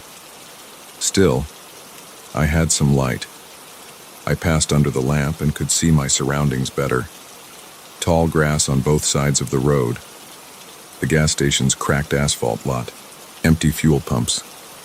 The creature passed through the light too. I caught a glimpse of its face for the first time. Its eyes were dark and set deep in its head. Its mouth was slightly open. I could see what looked like sharp, uneven teeth. It made no sound. Its skin looked tough and dirty. I felt a wave of fear push through my chest. I breathed faster. I did not stop. I continued on. I was surprised that it had not made any noise or tried a different tactic. It just followed me, like it knew I would tire eventually. I tried not to think about that. I tried to stay focused on pedaling. Ahead, the road rose slightly, an incline. Not a big hill, but enough to slow me down. I had no choice. I had to go over it. I started climbing, standing up on the pedals, using my body weight to push down harder. My bike slowed. I could not maintain the same speed going uphill. My lungs burned. Sweat dripped into my eyes, making them sting. I blinked to clear my vision. I felt my heart thumping. I looked back. The creature was gaining. It closed the gap by a few feet. It reached out with its arms again, grabbing at the air. I could hear its breathing now, heavy and strained. It sounded eager. I panicked. I pushed my legs until they felt like they would give out. The bike crept up the incline, inch by inch. My mouth was open wide, sucking in air. I thought about dropping something behind me to slow it down. I reached back with one hand and fumbled with the small bag attached to my bike frame. I could not afford to lose balance. I tried to unzip it while riding. My hand shook. I gave up. It was too risky. I kept both hands on the bars and focused on the climb. When I reached the top of the incline, I forced the bike forward. The road flattened out and then dipped slightly, a small downhill stretch. This was my chance. If I could gain enough speed going down, maybe I could create a larger gap. I leaned forward and let gravity help me. The tires whirred. The air rushed past my ears. My shirt flapped against my body. The bike picked up speed. I risked one quick look back. The creature was following but seemed to struggle keeping up on the downhill. It was on foot after all. Its legs had to keep pace. I pushed as hard as I could, even though my legs screamed for rest. The gap grew. I saw it fall behind by a few more feet, then a few more. I tried not to get hopeful too soon. I knew it might still catch up. But for now I had an advantage. I saw another turn in the road ahead. More trees, less open space. If I could keep the distance, maybe I could slip out of its view. Maybe I could hide somewhere if I got far enough ahead. I would try that. As I reached the turn, I decided to go off the road. I spotted a narrow path into the trees. It looked like a dirt trail. I turned off my headlamp for a moment to avoid drawing attention, but that meant I could barely see anything. I slowed down, careful not to crash into a tree. My bike rattled over roots and rocks. I moved about 20 yards into the woods and stopped behind a thick trunk. I kept my bike close. I listened. The air smelled like damp leaves and dirt. I could hear my own breath. I tried to calm down and breathe through my nose. I tried not to cough or make any noise. I waited. My legs were shaking, my arms were tense. I looked back toward the road. I could see the faint glow of the night sky through the branches. No footsteps, no breathing, nothing. After a few seconds, I heard a rustling sound. I tensed up. I gripped my handlebars. I could not see the creature. I stayed still. The rustling continued for a moment and then stopped. I waited longer. Nothing. Maybe it had passed me by. Maybe it was still looking. I felt sweat dry on my neck. My shirt stuck to my back. I decided to wait a full minute, counting in my head. I breathed slowly. When I reached 60, I quietly turned my headlamp back on, shielding it with my hand to keep the beam low. I saw the dirt path ahead. I turned the bike around carefully and started to push it back the way I had come. I moved slowly, avoiding branches. When I reached the edge of the trees, I looked out at the road. It was empty. No movement. The creature was gone. I got back on my bike and pedaled quietly along the shoulder of the road. I kept my headlamp on low. I listened for footsteps or breathing. Nothing. I forced myself to stay calm. I kept going until I reached an intersection with a better lit road. I could see some distant headlights and a sign for a gas station that might still be open. I headed that way, staying alert, glancing back every few seconds. I did not see the creature again that night. I did not know what it was or why it followed me. I just wanted to get home and lock my door.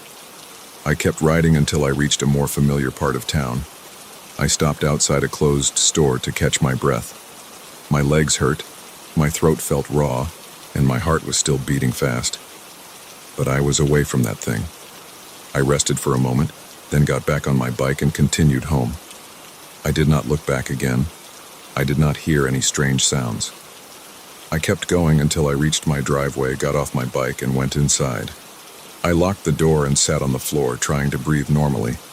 I stayed awake for hours, listening for anything outside. I heard nothing. It was quiet now.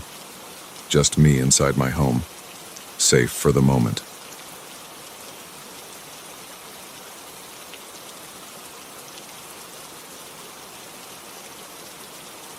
It started on the third night after I moved into that rented house.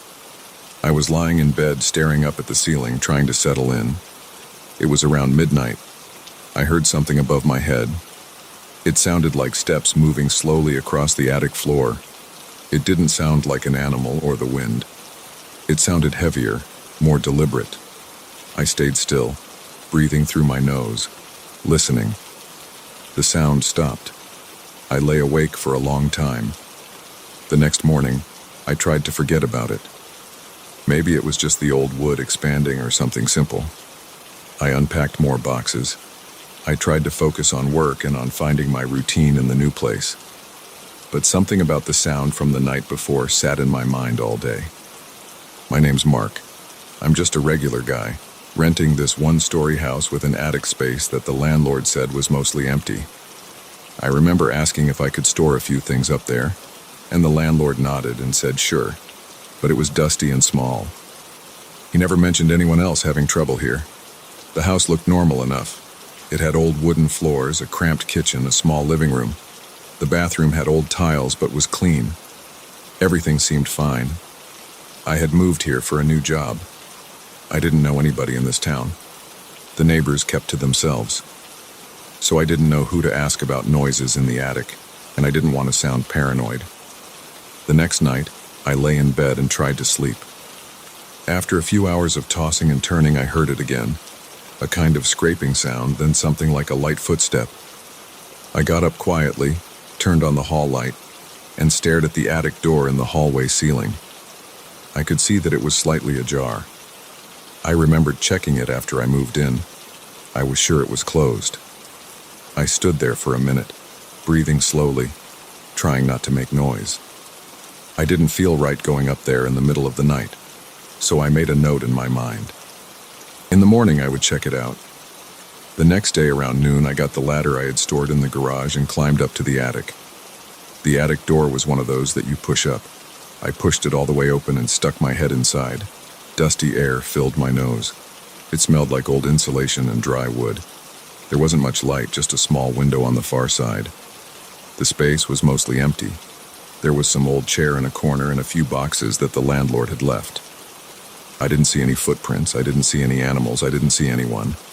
The floorboards looked stable, and I tried stepping inside to check more carefully. I found nothing unusual. I closed the attic door tight. I made sure it fit snugly. That night I still felt uneasy. I couldn't stop thinking about the door being ajar. I sat in front of the TV, ate a sandwich, tried to distract myself. Around 11, I turned off the lights and went to bed. I woke up around 2 in the morning to a thumping sound in the living room. It sounded like something fell. I got up. My heart was beating hard and my hands felt damp. I walked down the short hallway to the living room and turned on the floor lamp. A small framed photo I had placed on a shelf lay face down on the floor.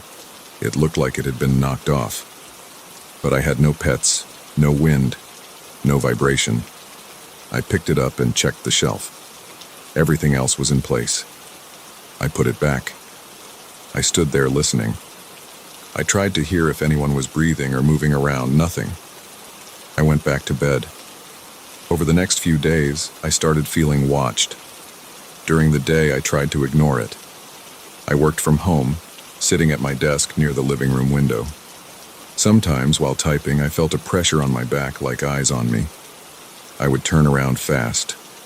Nothing. I would check the front door. It was locked. The windows were locked. Everything was normal. But I could sense something. At night, it got worse. Little noises in the kitchen. The cabinet door would be slightly open in the morning, even though I remembered closing it. My toothbrush would be on the sink counter, facing the opposite direction I had left it. I started doubting myself. Maybe I was just misremembering, but it felt too strange. Another night, I woke up to the sound of the TV turning on by itself. The glow of the screen lit up the hallway. I rushed out of bed and found the TV on, some random late-night show playing. I grabbed the remote and turned it off. I was shaking. I stood there in my underwear looking around, trying to see if someone had broken in. I walked through every room, checking closets under the bed behind the couch. There was no one. I didn't sleep well that night. My chest felt tight, and every little sound made me jump. A few nights later, I heard a loud clattering noise in the kitchen. I ran there and turned on the light. A pot and a pan had fallen to the floor. I remembered stacking them carefully after washing the dishes. They weren't balanced precariously. I couldn't understand how they ended up on the ground. I picked them up. The kitchen felt colder than the rest of the house. I checked the windows and the back door. Everything was locked. I started feeling a constant tension in my stomach. I tried talking to the landlord. I told him I heard noises in the attic and strange occurrences. He sounded tired on the phone and said he never had problems before. He didn't dismiss me, but he said maybe I should set some traps in the attic or call a pest control company. I tried that. I called a pest guy. He came in the afternoon, climbed up into the attic, said he saw no droppings, no signs of rodents. He left me a card and told me to call if I heard anything else. I felt foolish and alone with this problem. At night, the feeling of being watched got stronger. I sat in the living room, the TV on mute. I didn't want to draw attention, but I also didn't want total silence. I stared at the attic door in the hallway. It was closed. I got up slowly and pulled on the string to open it. I climbed the ladder with a flashlight. I scanned the attic. Nothing. Just dust and silence. I left it open that night just to see if something would move. I lay in bed staring at the ceiling, waiting. Around 2 a.m, I heard a muffled bang. I got up and checked the attic. The door was still open and nothing had changed. I turned around and saw that my bedroom door, which I had left half open, was now fully closed. The window was shut, so no draft. I felt my throat tighten. I opened the bedroom door, looked around. Nothing. I decided to buy a small camera and set it up in the living room to record at night. I figured I could at least see if something was happening while I slept. I set it on a shelf opposite the couch and aimed it at the hallway that led to the attic door in the bedroom. That night, I woke up again to a noise in the kitchen. I rushed to the living room first, grabbed the camera, and checked that it was still recording. It was. Then I went to the kitchen and found that a chair had fallen over. It was an old wooden chair, and I never leave it off balance. It was just lying there. I stood it up and went back to bed, feeling sweat on my forehead, my chest heavy. In the morning, I connected the camera to my laptop and reviewed the footage. For the first hour or so, nothing. Just me turning off the lights and going to bed. Then, around 1:30 a.m., the camera's view caught a flicker in the hallway. The attic door was visible at the edge of the frame. I saw it. The door seemed to move slightly, as if something pushed it from inside. But it didn't open all the way. Then the camera froze for a second, or maybe it was just a glitch. After a moment, I saw the attic door again, but it looked still. Then I saw the bedroom door, which I had left half open.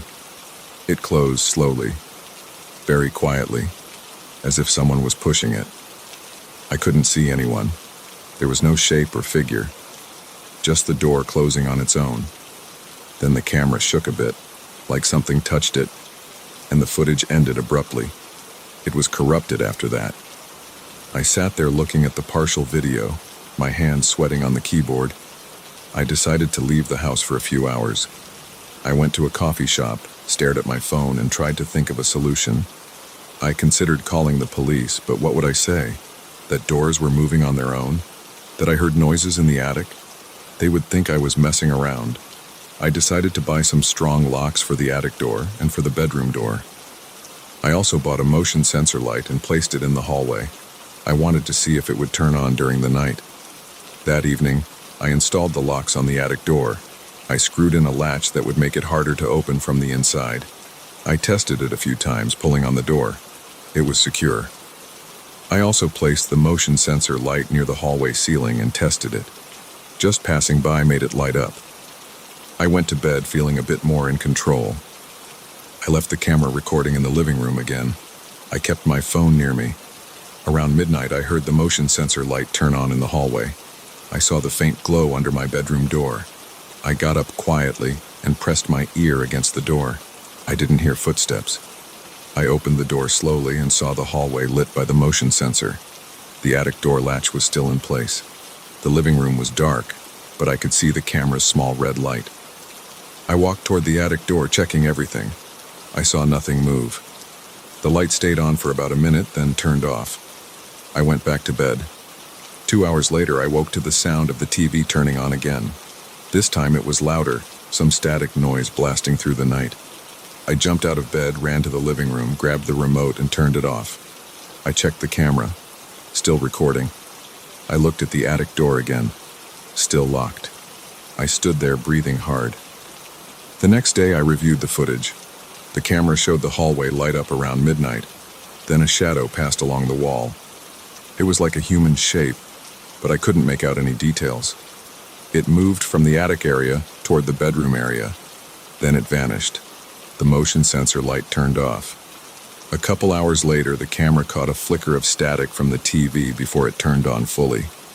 Right before the TV turned on, the camera image shook again. The footage ended in static this time. When I tried to fast forward, the file was corrupted. I had only a short segment saved. I felt weak and nervous. My stomach was tight. I started talking out loud in the house, saying things like, "I know you're here. I don't know what you want, but leave me alone." I didn't get a response. At night, I tried sleeping in the living room. I put a small lamp on so it wasn't completely dark. I wanted to see if anything happened while I was awake. Around 2 a.m., I felt a sudden chill. I stood up. The lamp flickered and went off. I reached for the switch. It wouldn't turn back on. I tried another lamp. Nothing. I tried the light switch on the wall. It didn't work. The whole house was dark. I pulled out my phone and turned on its flashlight. I looked at the attic door. Still locked. The silence pressed on my ears. Suddenly, I heard a low thump on the floor behind me. I spun around and saw that the remote control was on the floor. I had left it on the coffee table. It was as if someone had thrown it. I felt my heart pounding. I whispered, "Stop," even though I didn't know who or what I was talking to. I backed toward the bedroom, using my phone's light to guide me. I closed the bedroom door, locked it, and sat on the floor with my back to the wall. I stayed like that until dawn, dozing off a few times, jumping at every creak of the wood. When the sun came up, I tested the lights again. They worked fine. I went outside, got some fresh air, and sat on the porch steps. I didn't want to stay in that house. I thought about breaking the lease and leaving. I didn't have solid proof of anything, just strange recordings and personal experiences. But I knew I wasn't imagining it. I couldn't ignore the doors closing, the TV turning on, the objects moving on their own. Something was wrong with that attic, that hallway, that entire place. I went back inside, packed some clothes, and decided to sleep at a motel for a few nights. Before leaving, I checked the attic one last time. I climbed the ladder, pointed a flashlight around. Still empty. Dusty. Quiet. I closed it, locked it, and left the house. I didn't care about the rent or my belongings anymore. I just wanted to get away from that feeling of eyes on my back and that constant noise at night. At the motel, I finally relaxed. It was quiet. No strange sounds. I slept through the night without interruption. In the morning, I checked my phone. No messages from the landlord. I thought about calling him again, telling him I couldn't stay there anymore. I decided to do just that. He sighed and said he understood. He said he would come by and check the attic himself. I wished him luck and told him I'd come back for my stuff in a few days. He said that was fine. I hung up and just sat there, feeling the tension slowly leave my shoulders. I didn't know what was in that house, but I knew I wasn't going back to live in it. I could handle finding a new place. I didn't need proof or an explanation. I just needed to feel safe again. I knew I would never forget the nights in that house, the feeling of being watched, the doors closing by themselves, and the way the attic door had been opened that first time. That was enough for me.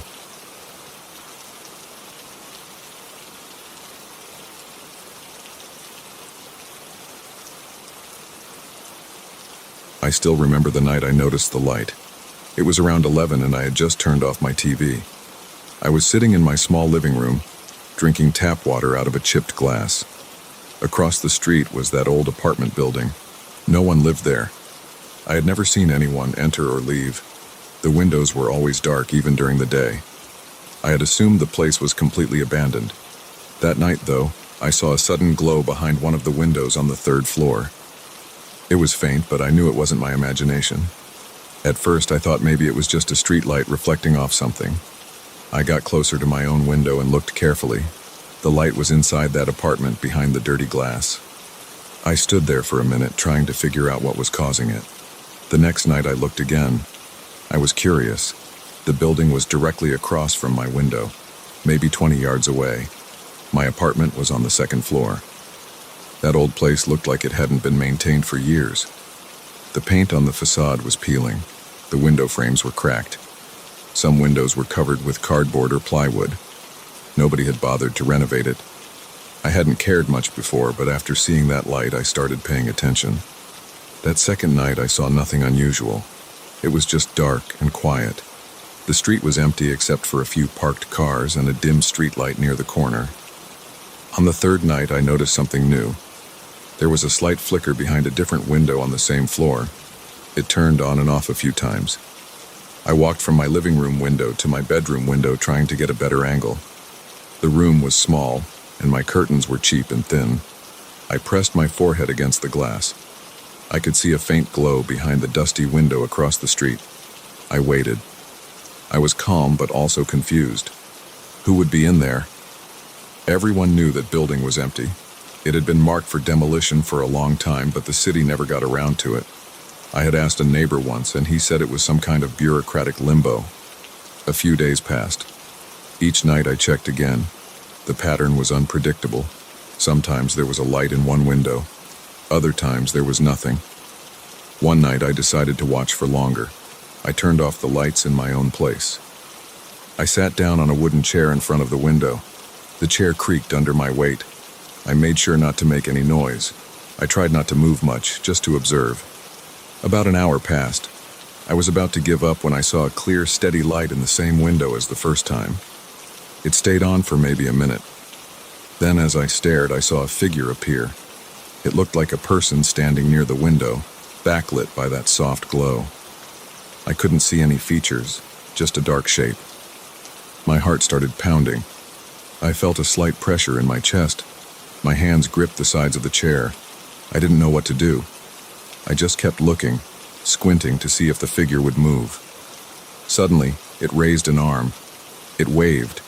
It was a clear gesture. A wave directed toward me as if it knew I was watching. My stomach tightened. I felt a chill on my neck. I leaned back, not sure if I should stay or duck down, but I didn't want to lose sight of it. I stayed there watching, and the figure stayed too, arm raised, fingers spread out. At least I assumed there were fingers. It looked like a human silhouette. I couldn't see any face. After a few seconds, the light flickered and turned off. The figure disappeared into darkness. I was left staring at a blank window again. I couldn't sleep well that night.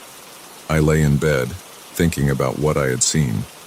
I tried to tell myself it was some squatter or a homeless person who got in. Maybe someone looking for a place to hide. But why would they wave at me? And how did they know I was watching? My window wasn't that obvious. I decided the next day I would try to find some information. I asked the building manager of my own place if he knew anything about that old structure. He just shrugged and said nobody was allowed inside. He told me it was sealed off. I thought about calling the police, but what would I say? I saw a light and someone waved at me in an abandoned building. They would probably think I was drunk or bored. That evening I stood at my window again. I turned off my lamp to make myself less visible. I looked across the street and waited. I heard a distant car alarm somewhere in the neighborhood.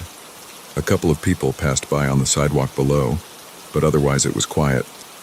About an hour into my watching, I saw a faint glow again.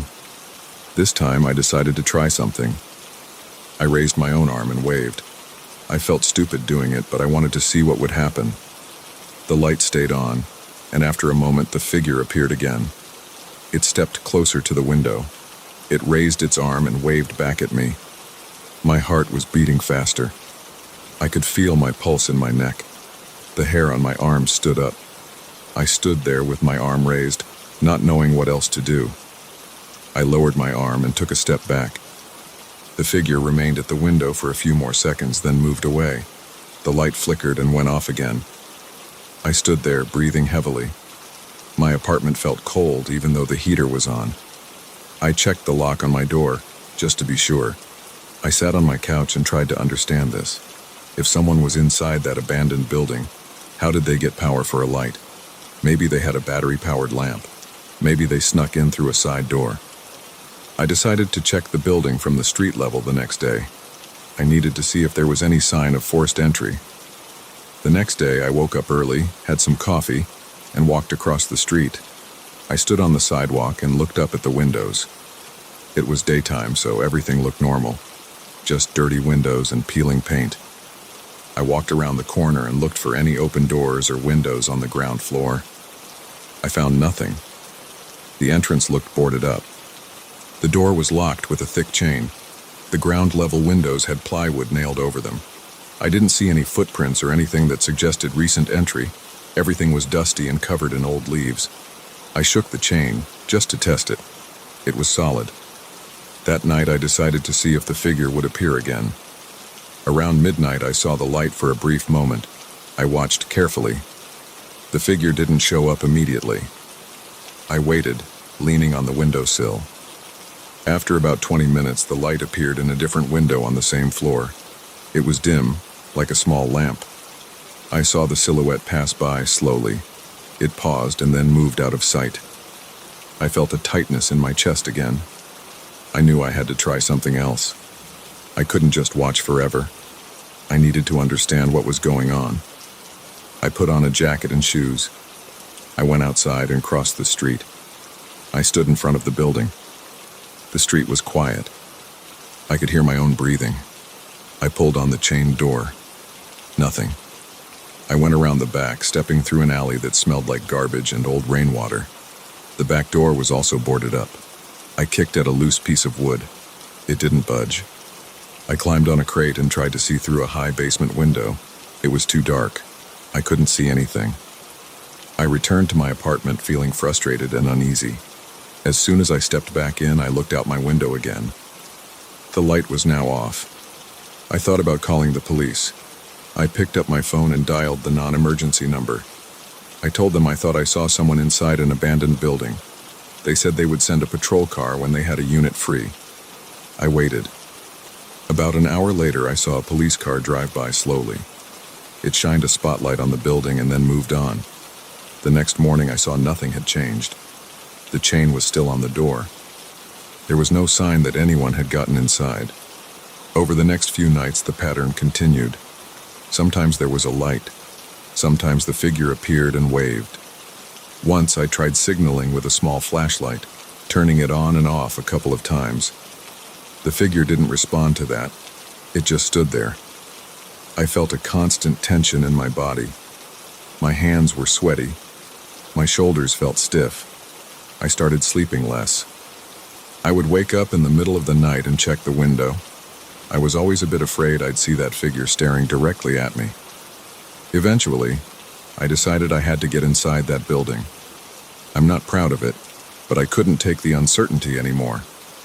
I found a pry bar at a local hardware store. One night around 2 a.m., I dressed in dark clothes and walked across the street. My heart was pounding. I kept looking around, making sure no one was watching me.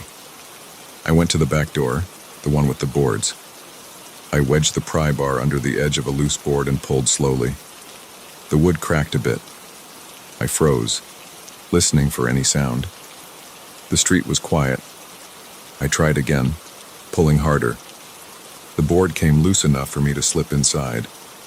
I pushed myself through the gap and found myself in a dark hallway. The air inside the building was stale. It smelled like dust and mold. My steps echoed on a bare floor. I took out my phone and used its flashlight. The hallway led to a set of stairs going up. I moved slowly, trying not to make any noise. My throat was dry. I kept swallowing, trying to keep calm. On the second floor, I saw old doors lining a corridor. They were all closed. The paint was chipping. Some door handles were missing. I heard a faint creaking sound above me. I froze and looked up. The ceiling was dark. I couldn't see anything. I continued up to the third floor. When I reached the third floor landing, my heart was beating hard. I felt sweat on my back. The hallway looked similar to the one below. I counted the doors. I tried to figure out which apartment faced my own apartment window. The building layout was simple, and I guessed it was the second door from the left. I walked up to it. The door was slightly ajar. I could see a tiny bit of light coming from inside. I pushed the door gently, holding my phone with my other hand.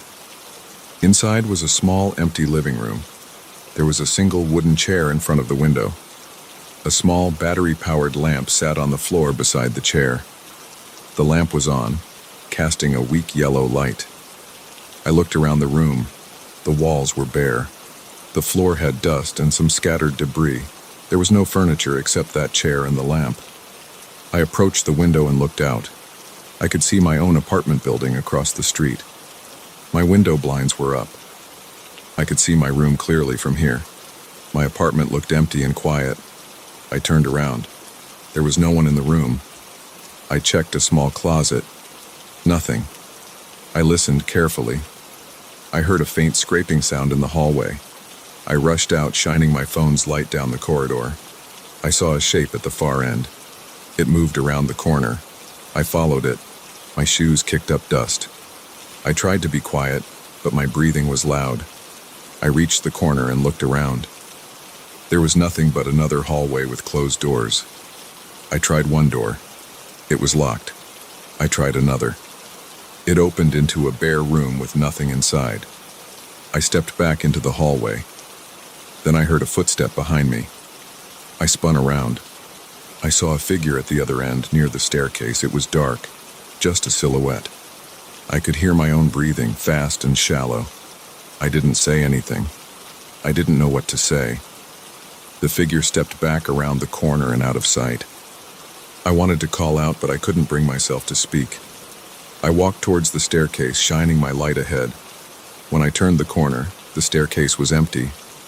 I stood there, feeling my heart pound. I didn't know who was in here with me, and I didn't know what they wanted. I just wanted to leave. I backed away slowly, heading towards the apartment with the lamp. When I looked inside again, the lamp was off now. I hadn't heard anyone enter. I couldn't see where they might have gone. The chair was still there, facing my building. I left the apartment and moved quickly down the stairs. I kept checking behind me. I heard no one following. When I reached the ground floor, I slipped back out through the gap I made in the boards. I stood in the alley for a minute, breathing hard, my heart still racing. Then I hurried back to my apartment. I locked my door and didn't turn on any lights. I went straight to the window and looked across the street. The building was dark. No lights showed. No silhouette in the window. I watched for a long time, maybe an hour. Nothing changed.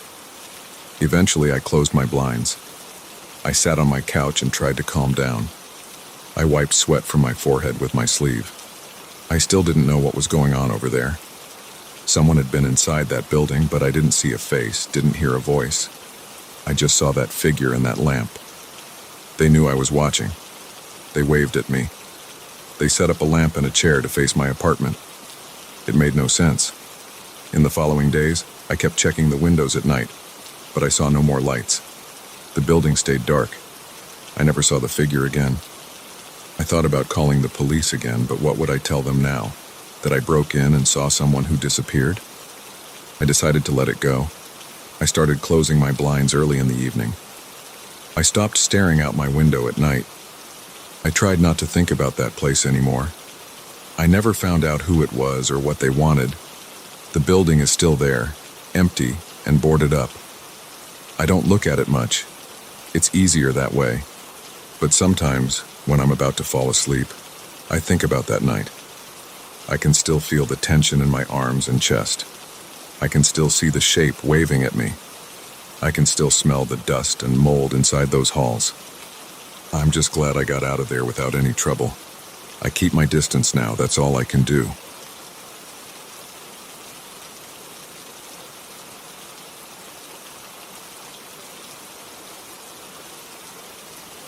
I was passing under that old concrete viaduct late at night. The area smelled like damp stones and stale air. The walls were covered with chipped paint and random graffiti. There was a faint hum of distant traffic. The light was poor. A few weak bulbs spaced far apart cast uneven shadows across the ground. The pavement felt slightly gritty under my shoes, like tiny bits of glass or sand. The air was still. My jacket felt heavy on my shoulders, and my bag strap pulled at my neck. I was just trying to get home. I wanted to cross that viaduct and reach a better lit street a few blocks away. As I walked, I heard footsteps behind me. They weren't loud, just soft impacts on the concrete floor. I turned my head a bit to see if anyone was following me, but the angle was awkward and the light behind me was poor. I couldn't make out anything definite. I tried to pretend I didn't notice. I picked up my pace a little, letting my footsteps fall harder, hoping that whoever was behind me would stay back or maybe give some indication of who they were. The footsteps behind me also seemed to speed up. It was like some strange echo, except I knew it wasn't an echo. It sounded like actual footsteps belonging to someone who matched my rhythm. I felt my chest getting tight. My breathing turned shallow. I didn't want to start running. I had no reason to panic yet. Plenty of people use that viaduct as a shortcut. Maybe it was just someone who happened to be going the same way. But it felt wrong. I risked a glance over my shoulder.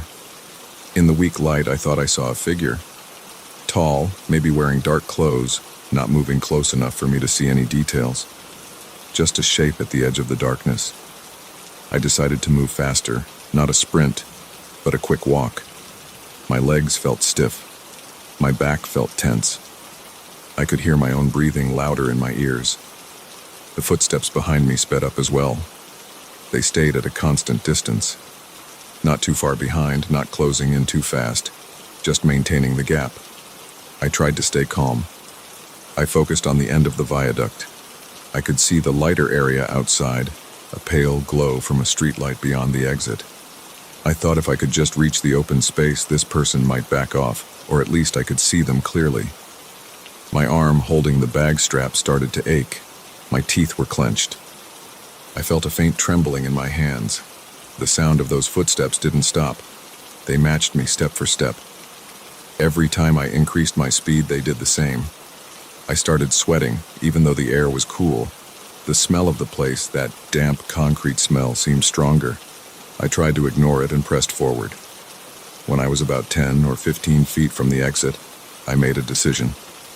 I thought about turning around and facing whoever it was, but I was too nervous. I wanted to be in the open before I tried anything like that. I moved faster, almost jogging now.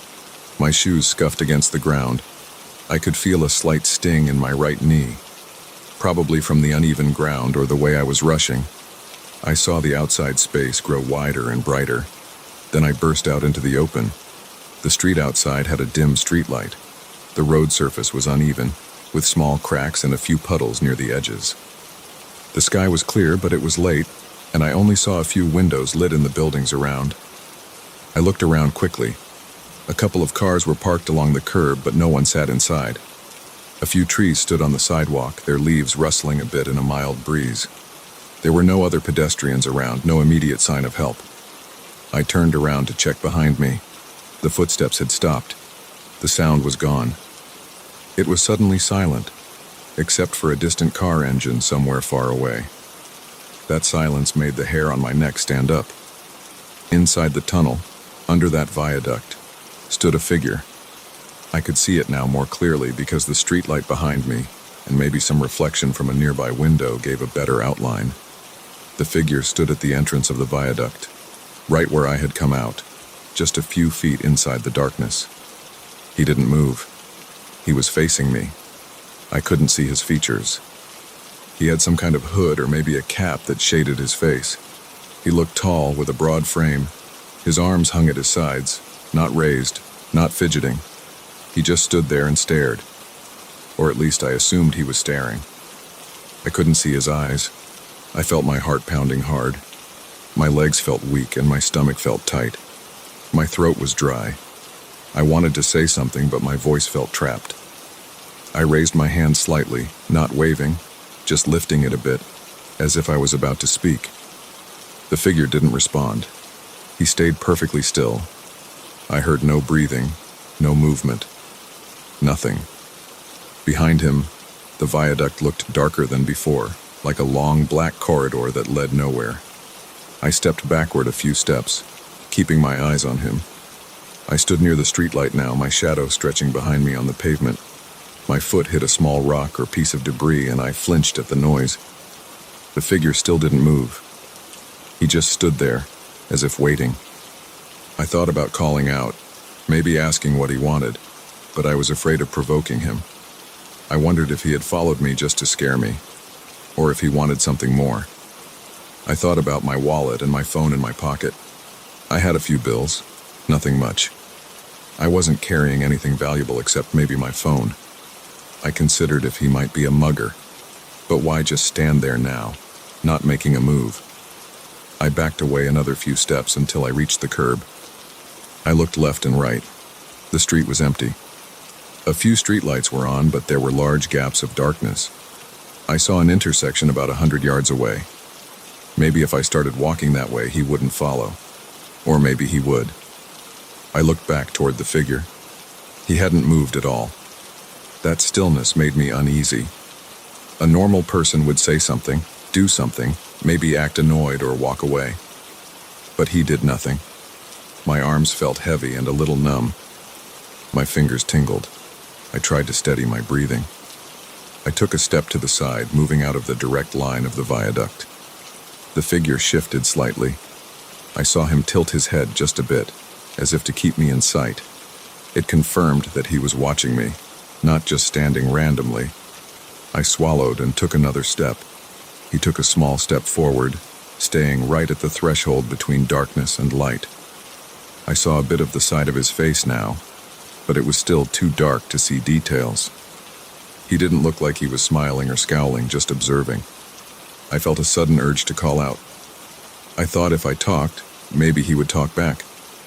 "Hey," I said. My voice sounded flat and hollow. No echo out here. He didn't respond. He didn't even move. "Do you need something?" I asked. Nothing. He stood there like a statue, except I knew he could move because he had followed me. I didn't know if he had a weapon. I didn't want to find out. I looked down the street again. Still no one around. No approaching headlights, no open stores, just closed doors and the distant hum of the city. I decided to leave. I turned away and started walking down the street at a normal pace. I expected to hear footsteps again, but for a few seconds I heard nothing. I glanced back over my shoulder after about 20 steps. He was still at the entrance of the viaduct, but now he stood slightly more forward, as if testing how far I would go. The moment I turned my head forward again, I heard a scuffing sound behind me. I looked back quickly. He had taken a few more steps out into the open. Now he stood under the streetlight, and I could see him more clearly. He wore a dark jacket with the hood up. He had short hair that I could see poking out from under the hood. His face was pale and thin. He looked older than me, maybe by 10 years, but I wasn't sure. No beard, just a clean face, a sharp nose, and narrow eyes. He stared at me with a blank expression. His hands remained at his sides. He didn't say anything. I turned fully around, facing him. I wondered if he wanted me to run. If I ran, would he chase me? My legs felt stiff. I stood still, and we watched each other for a long moment. A slight breeze blew a piece of trash across the pavement between us. He tilted his head again, like he was curious. I felt my chest tighten again. My tongue felt thick. I tried again. "What do you want?" I said, trying to keep my voice steady. He parted his lips slightly as if about to speak, but no words came out. Instead, he took another step toward me. Now he was about 15 feet away. I smelled something faint on the breeze, maybe sweat or dirty fabric. I took a step back. He took another step forward. I kept moving backward. My shoulder brushed a parked car. I looked at it. It was empty. The doors were locked. I didn't want to break into anything or cause a scene. I just wanted to get out of there. But he was controlling the space now. Every time I stepped back, he stepped forward. I noticed his boots were worn, with frayed laces. He looked like someone who'd been wandering around all night. My mind raced. I had to do something. I considered running. The intersection was ahead. If I sprinted, maybe I could reach a better lit area. Maybe there would be someone out walking a dog or a late commuter heading home. Or at least I could get out of his sight. I glanced down at his hands. They were empty. No gun, no knife that I could see. But that didn't mean he wasn't dangerous. I took a deep breath and then started walking fast toward the intersection. I tried not to run outright, but I moved quickly, my shoes slapping the ground. I heard him behind me. Now his footsteps were back, matching my pace again. I looked over my shoulder. He was following me, keeping the same distance as before, about 15 feet. His face still held that blank look. It was like he had no expression at all, just staring straight at me, as if I were some object of interest. I thought about shouting for help, but I doubted anyone would hear. Most windows were dark. I saw no pedestrians. The only sound was our footsteps and a distant siren that was too far away to matter. The wind picked up slightly, making a low rustling sound in the trees. I gritted my teeth and kept moving forward. As I reached the intersection, I saw a street that looked a bit wider. There were more streetlights, a few shops with their lights off, and a bus stop bench. I saw no bus coming, and the schedule posted on the sign wouldn't help me now. I turned right and walked toward a building with a few cars parked out front. Maybe it was an apartment building. If I could just reach a door, maybe I could buzz someone or pretend I lived there and slip inside. I heard his footsteps following. I risked another quick glance. He was still behind me.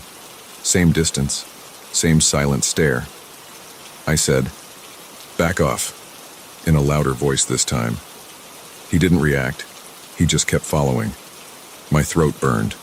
My lower back started to ache from the tension. I felt sweat trickling down my sides.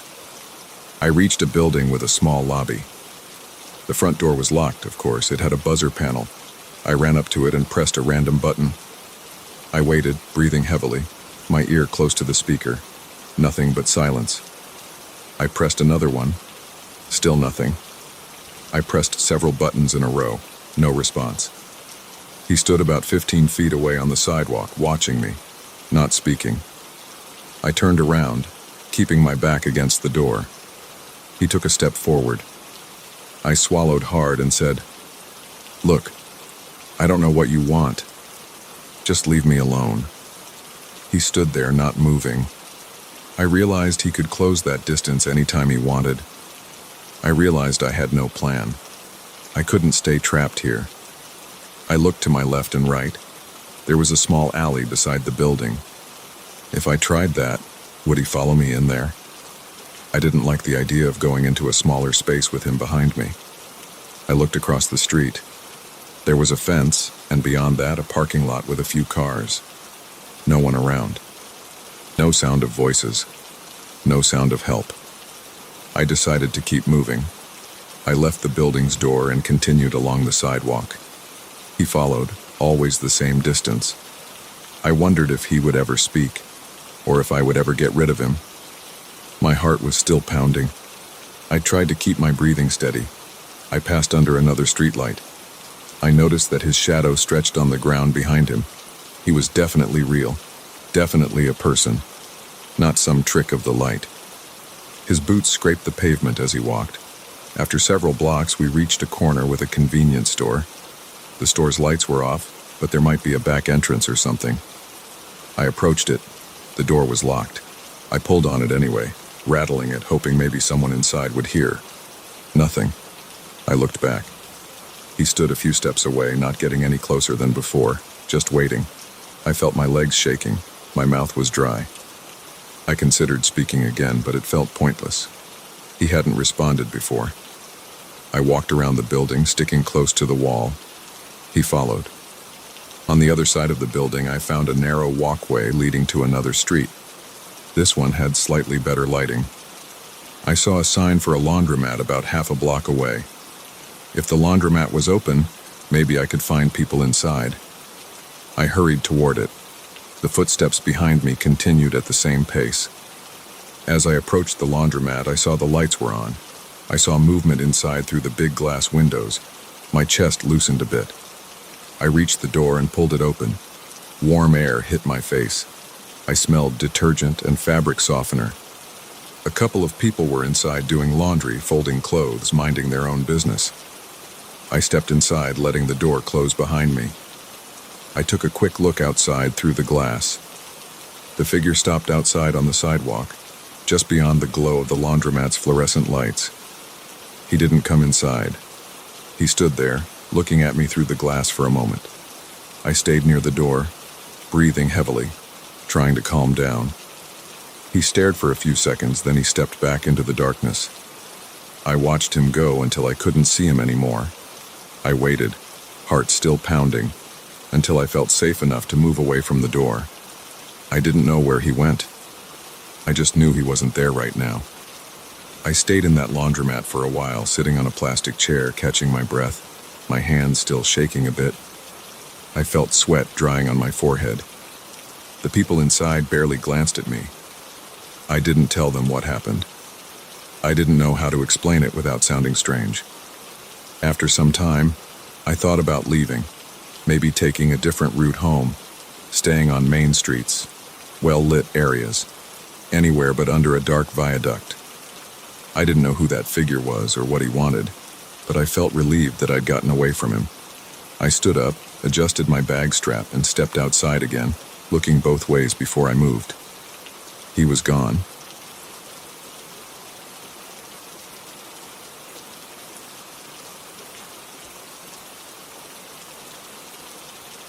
I left work later than usual and decided to cut through the park on my way home to save a few minutes. It was around 9 at night. The sky was dark, but the park had enough streetlights so I could see the path ahead.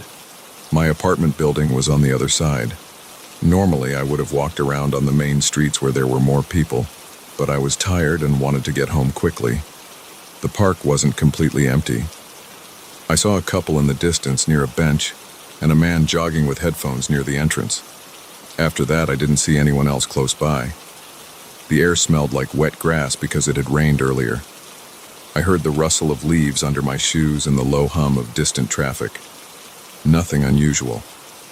About halfway through, I heard quick footsteps behind me. They sounded clear and a bit sharp, like hard soles hitting the asphalt path. I turned around. I expected to see someone walking or running. The path behind me was lit by a streetlight about 20 feet back. There was nobody there. I thought maybe the sound came from somewhere else. Maybe it was just an echo of my own footsteps. I listened carefully and started walking again. After a few steps, I heard it again. A rapid tapping sound behind me. It felt like it matched the speed of my own steps. I stopped moving and listened. The steps stopped. I looked over my shoulder again, squinting and leaning forward a bit. I still didn't see anyone. The benches were empty. The trees and bushes were still. and the path behind me was clear. I looked up, thinking maybe there was a branch falling or some animal scurrying along the ground. But I didn't see anything like that. The footsteps sounded too human, too distinct to be an animal. I started moving again, a bit slower this time, trying not to make much noise. Almost immediately I heard the same footsteps behind me. They sounded like they were about the same distance away each time. It was as if someone was following me but keeping a careful distance. My heart started to pound in my chest. I felt a sudden tightness in my stomach. I tried to swallow, but my throat felt dry.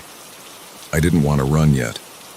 I thought maybe I was imagining it, or maybe I had passed by someone who was now behind me but out of my sight. I decided to change direction. Instead of following the main path, I took a left turn onto a smaller path that curved around a group of tall bushes. As I turned, I listened for those footsteps. They changed direction too. The sound followed my turn. Now I was sure something was off. I stopped again. No footsteps. I took a single step forward. One step sounded behind me. I stopped. The steps stopped. I took 2 steps. 2 steps sounded behind me. I spun around quickly, walking backward. The path behind me was lit by a lamp, and I could see the ground and the space between the benches and trees. Nothing. No one.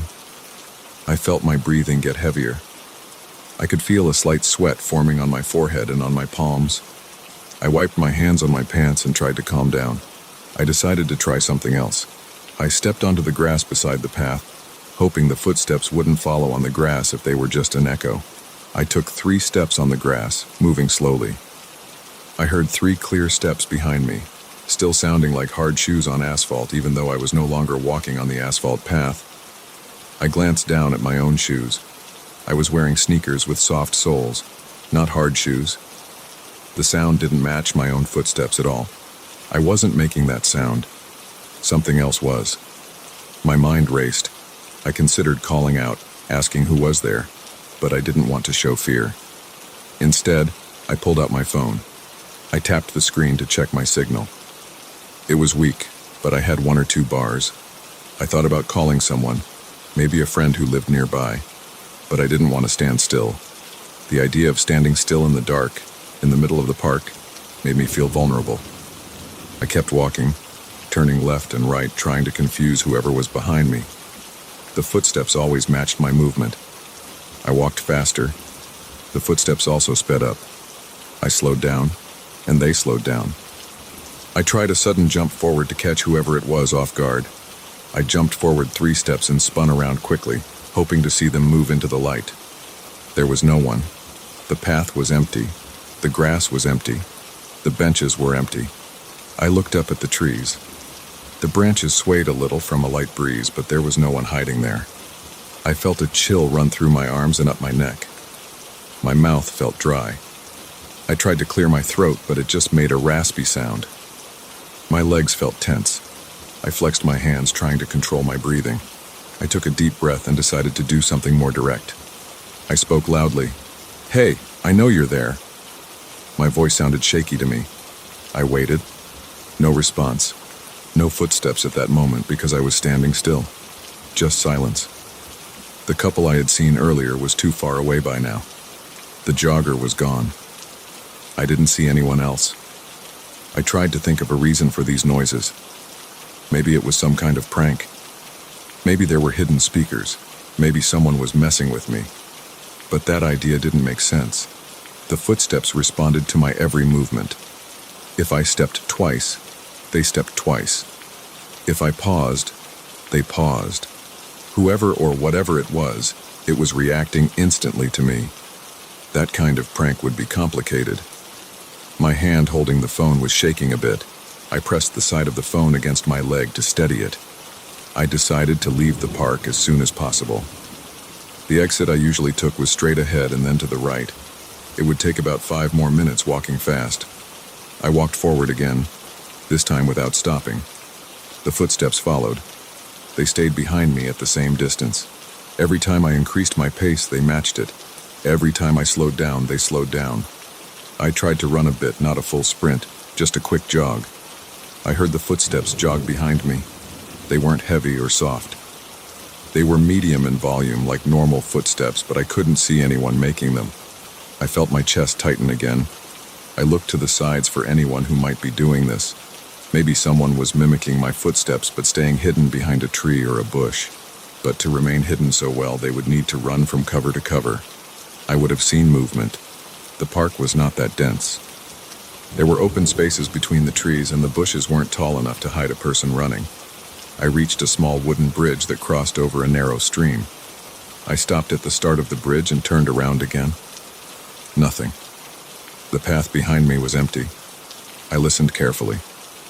I stepped onto the wooden planks of the bridge. The footsteps sounded right behind me, also on wood. I turned quickly. Empty bridge. Empty path. I looked down through the gaps in the bridge. The stream was dark, but I could see the reflection of the lamps. No one was under the bridge. I felt sweat on my back. My shirt was sticking to my skin. I realized that standing around wasn't helping. I pushed forward, crossing the bridge and moving toward the exit of the park. The footsteps never stopped. I tried walking in a zigzag pattern on the path. The footsteps matched my every turn.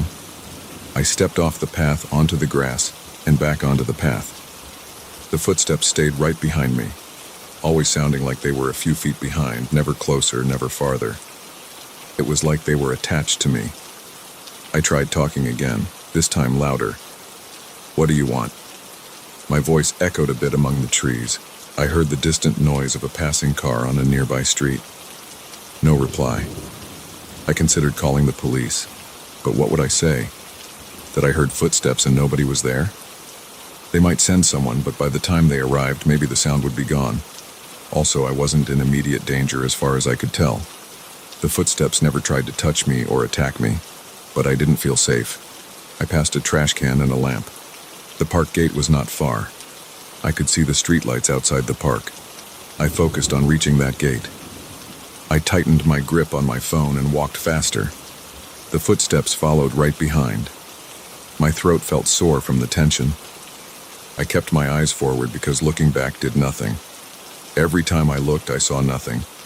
It was just empty space and the sound of steps that didn't belong to any visible person. When I finally reached the park gate, I stepped onto the sidewalk outside the park. At that moment, I noticed something strange. The footsteps did not continue on the concrete sidewalk outside the park. I stood there for a moment, watching the park behind me.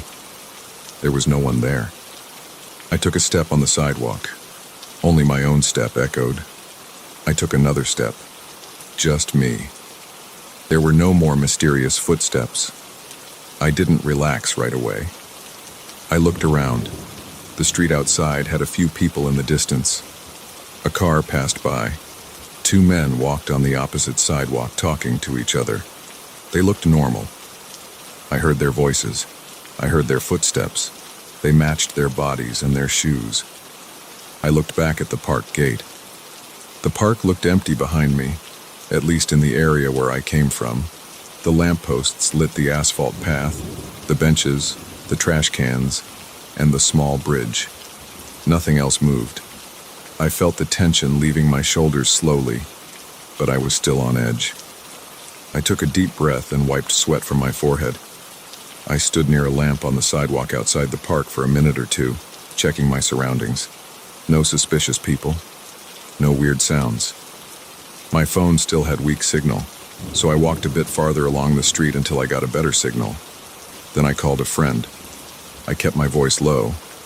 I said I had a strange experience and just wanted to talk to someone until I got home.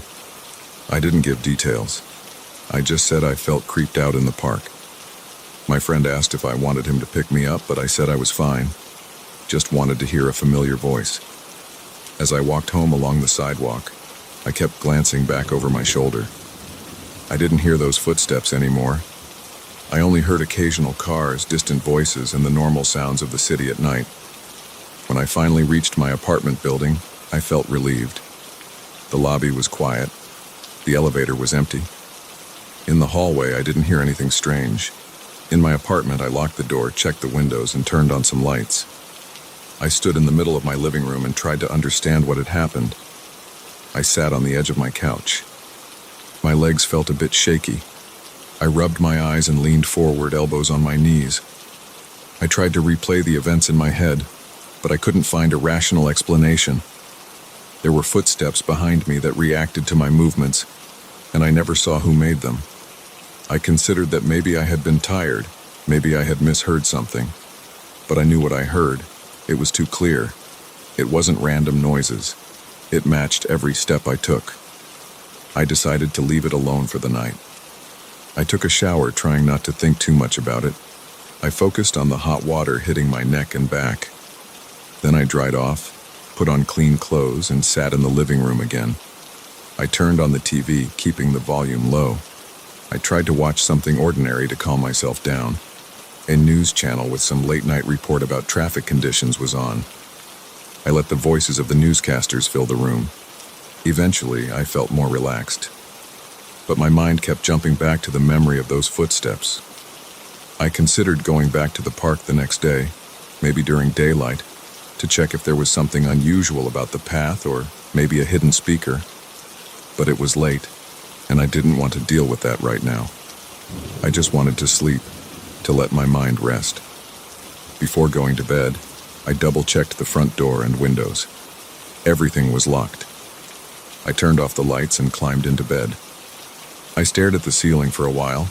There were no strange sounds in my apartment, just the hum of the refrigerator in the kitchen and the distant muffled sounds of the city through the walls. I felt safe there. Still, I couldn't completely shake off the memory of walking through that park with those invisible footsteps behind me. I knew I would think about it again tomorrow. For now, I just wanted to lie down and rest.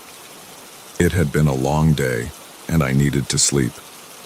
I closed my eyes, taking slow breaths, waiting for my body to relax completely. Over time, my heartbeat slowed, and the tight feeling in my chest eased. I focused on the quiet sounds around me. Nothing strange, just normal apartment noises. I drifted off, not sure what to make of what I experienced, but at least I was home and safe. That was enough for that night.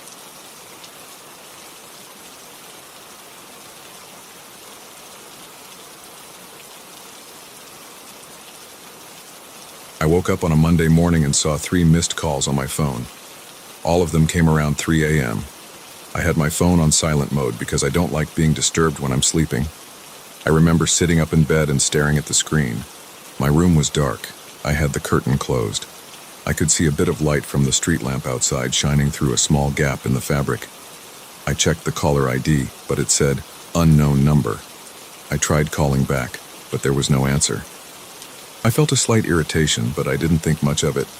It was just some spam call, I told myself, or maybe a wrong number. I got out of bed, took a quick shower, and got dressed. I prepared some coffee in the kitchen and drank it in silence. My apartment was small and quiet. I had a bedroom, a living room connected to a tiny kitchen and a bathroom. Nothing special. After my coffee, I left for work. I work in a small office in town handling data entry and some customer service stuff. It's not an exciting job, but it pays the bills. All day I didn't think about the call much. When I came home that night, I ate something simple, watched some TV, and went to bed around midnight. The next morning, Tuesday, I woke up again to missed calls. 2 missed calls at 3 a.m. Again, the same unknown number. Now I felt a little uneasy. It was odd. 2 nights in a row, always at 3 a.m. I checked the time on my phone's log. The calls were only a few seconds apart. I tried calling back again, but there was no answer. There was no voicemail either. I tried to ignore it, but during the day at work, I kept thinking about it. Why would someone call me at 3 a.m. and not say anything? I considered blocking unknown numbers, but I also felt curious. Maybe someone I know got a new phone. But who would do that in the middle of the night? That night, I made sure my phone's ringer was on but low. I wanted to see if I would wake up during the call. I went to bed around 11. My sleep was normal until I rolled over and checked my phone in the morning. Once again, I had a missed call at 3 a.m., just one this time. My ringer was on, but I slept right through it. That bothered me. I'm not a heavy sleeper. Usually, if the phone rings, I hear it. But I didn't hear a thing. The call history said the call lasted a few seconds before ending. Unknown number, 3 a.m. exactly. On Thursday night, I decided to stay awake until 3 a.m. I wanted to see what would happen if I picked up. I drank coffee around midnight and turned on the TV. I sat on the couch with my phone next to me on the coffee table. I watched some boring late-night shows, keeping the volume low. Around 2:50 a.m., I started feeling nervous. I stared at my phone screen, waiting for something to happen. My heart was beating a bit faster than normal. I didn't like the feeling.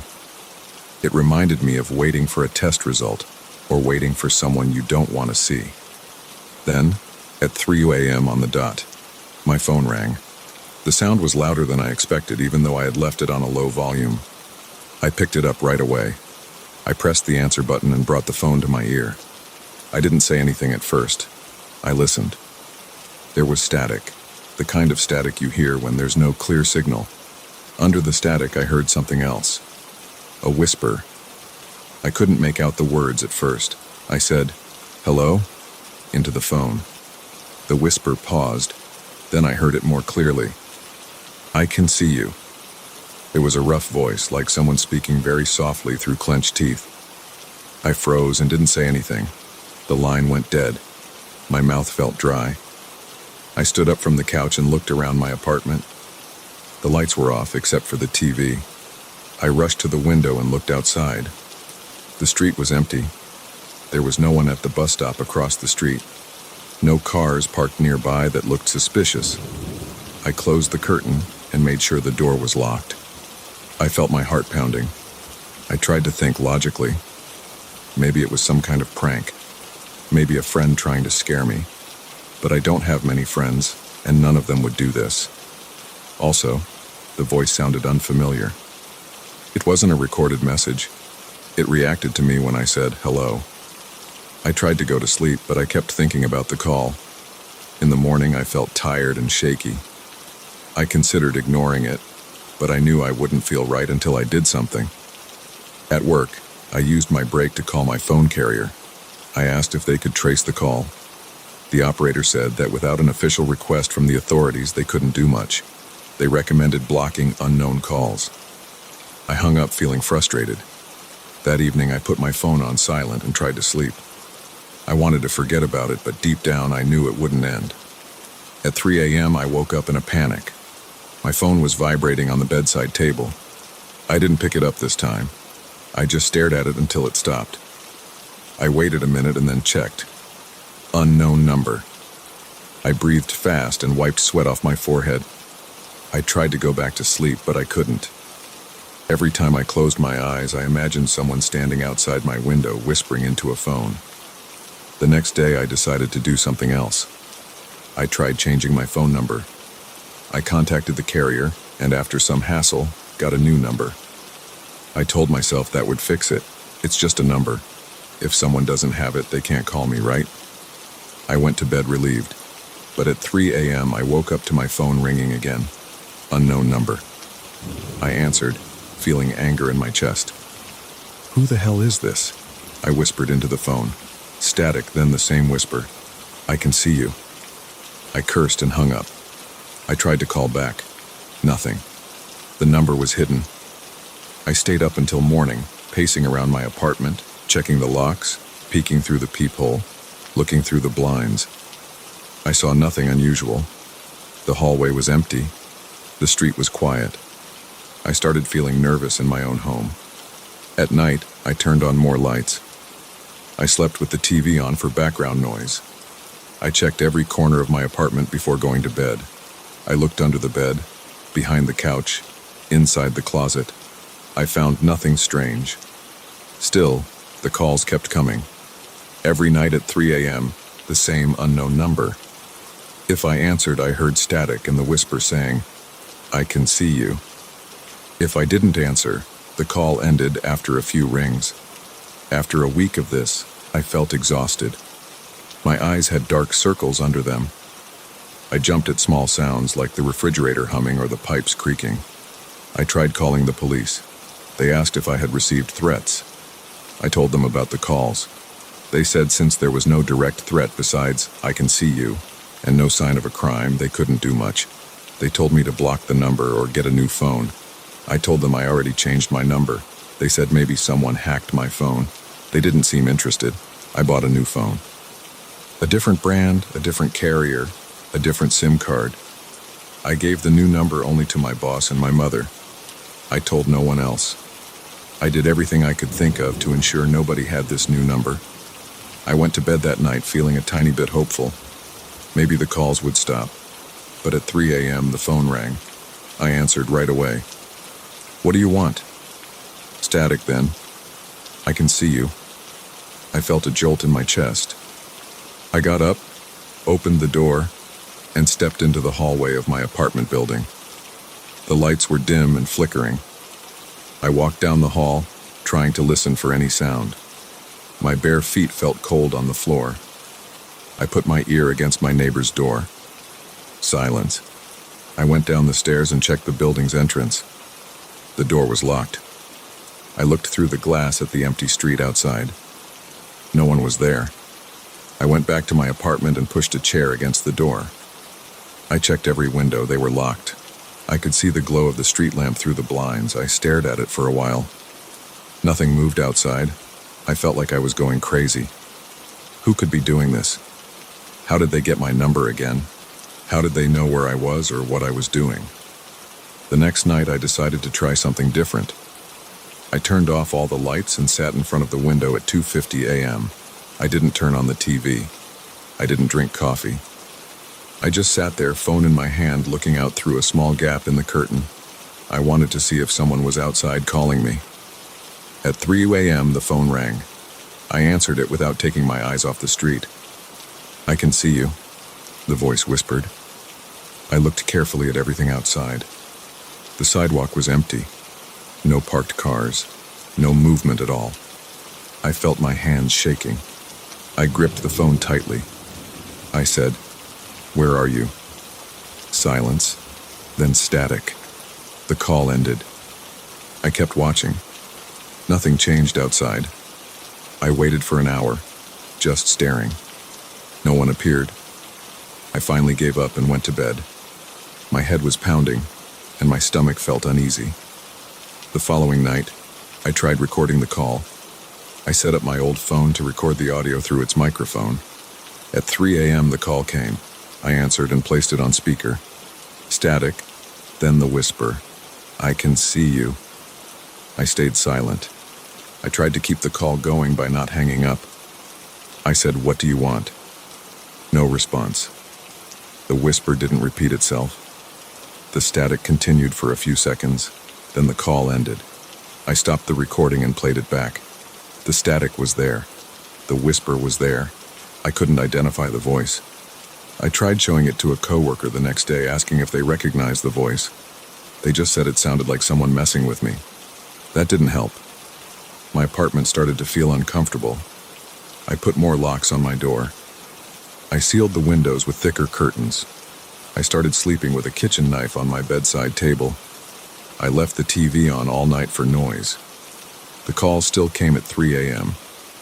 I thought about going to a hotel, but I realized it wouldn't help. The caller had my number. They would call wherever I went. I tried turning my phone off before 3 a.m. When I turned it on in the morning, I had no missed calls. But the next night when I turned it off, the same happened. No missed calls. I started sleeping with my phone off, thinking maybe this would give me some peace. But that only gave me temporary relief. I knew the moment I turned it back on, the calls could start again. After a couple of days, I started leaving my phone off all night and turning it on late in the morning. I tried to relax. I tried to pretend nothing was happening. But I noticed something strange. One night, around 2:30 a.m., I woke up to use the bathroom. As I passed my living room window, I thought I saw a shape outside on the sidewalk. I stepped closer and looked through a tiny gap in the curtain. It was dark, but I saw a figure standing near the lamppost. I couldn't see any details, just the outline of a person. I froze and watched. The figure stood still for a minute, then walked away down the street. I waited a few minutes, then went to check the street from another window. It was empty again. I tried to tell myself it was just a random person walking home late at night, but it bothered me. The next morning, I turned on my phone. No missed calls. That night, I turned my phone off again. I couldn't bring myself to turn it on at 3 a.m. I was too scared. I just lay in bed listening for any sound outside. I heard nothing unusual, just the low hum of traffic in the distance. On the following night, I finally turned on my phone at 2:50 a.m. I wanted to face it again. I sat in my living room, all the lights off, peeking through the curtain. At 3 a.m., the phone rang. I answered. Static, then the whisper, "I can see you." I looked outside and saw no one. I said nothing. I held my breath. After a few seconds, the static ended, and the line went dead. I lowered the phone and watched the street. After a few minutes, a figure came into view under the street lamp. They stood there for about 30 seconds. I couldn't see their face or clothing details. It was too dark. Then they walked away, disappearing into the shadows. I stayed up until sunrise, staring at that spot. Nothing happened again that night. When morning came, I showered, got dressed, and left for work like usual. At my desk, I felt drained. I didn't know what to do next. I tried looking up similar cases online. I found nothing helpful. I considered changing apartments, but that wouldn't guarantee anything. The caller had proven that changing my number and phone didn't help. Besides, moving costs money and time. For now, I still get these calls at 3 a.m. if I leave my phone on. I still hear that whisper. I still sometimes see the figure outside at night. I don't know who it is or what they want. They never show their face. They never say anything besides, "I can see you." I've stopped trying to reason with it. I just try to manage my fear by keeping my phone off. Sometimes I slip and turn it on at night and the call comes again. The figure appears again. I can't explain it.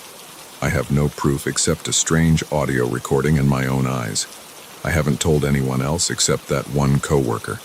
They didn't believe me. The police won't help. My carrier can't help. I have no plan. I just live with it. Every night at around 2:50 a.m., I feel my heartbeat rise. I feel sweat on my palms. I wonder if I should face it again or hide. Usually I hide. I keep the phone off. But sometimes I turn it on just to see if something changes. Nothing changes. The call comes. The whisper repeats the same words. And the figure appears outside. This is my life now. I don't know how it ends. I just know that at 3 a.m. my phone always rings.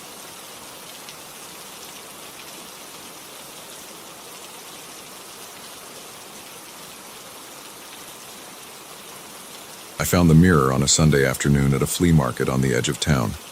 I had gone there to look for some old tools or maybe a cheap coffee table. Instead, I saw this mirror leaning against a pile of broken chairs and stained cushions. Its frame had simple carvings along the edges, not very deep or detailed, just a few lines that looked hand-cut. It wasn't a large mirror, maybe 3 feet tall and 2 feet wide. The glass looked old but clear enough. The seller asked for a low price. I didn't even try to haggle. I took it, brought it home, and placed it in the hallway outside my bedroom.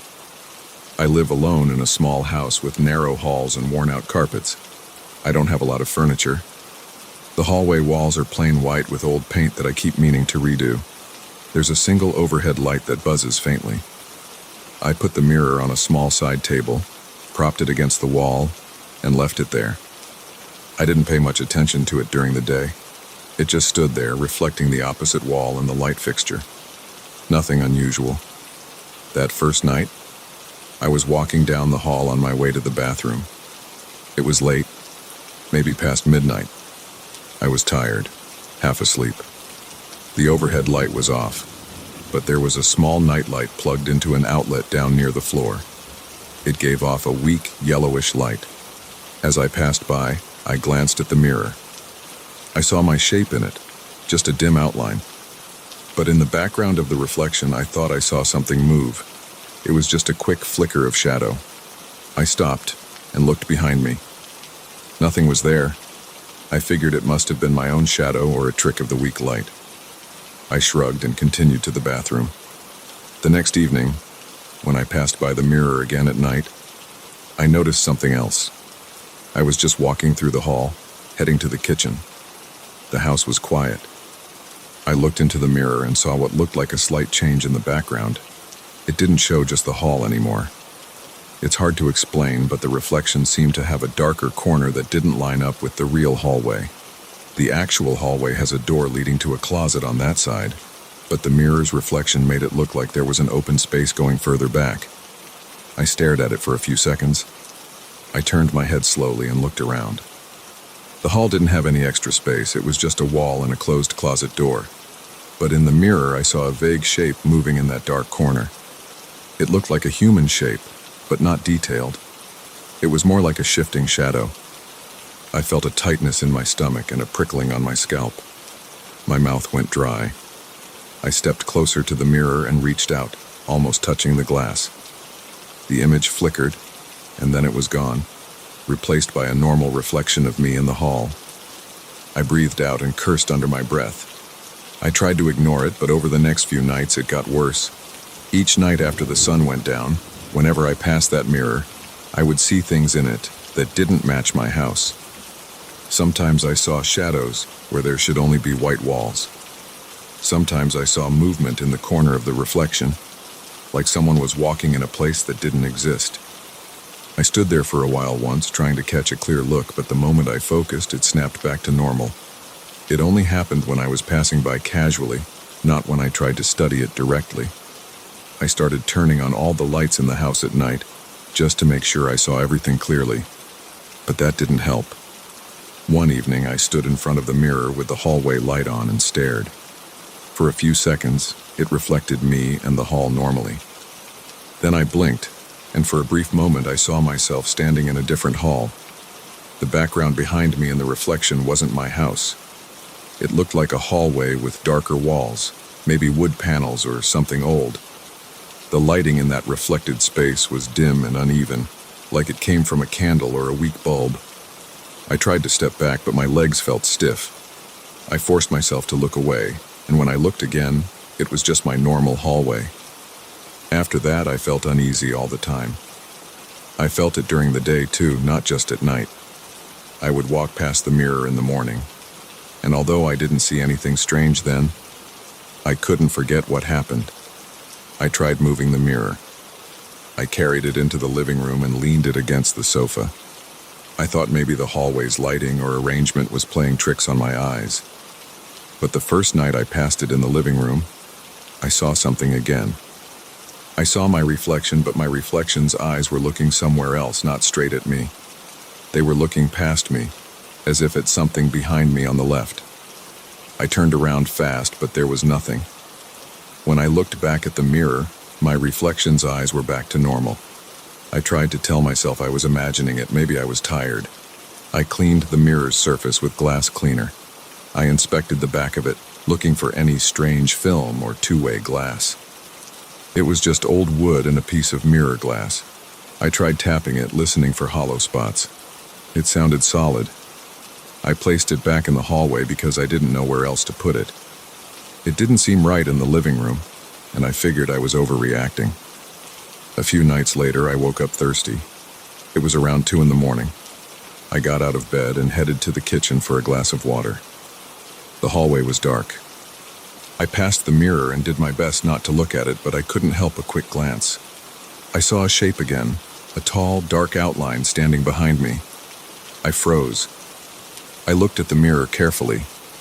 My reflection stood there, but right behind my reflected shoulder there was a dark figure.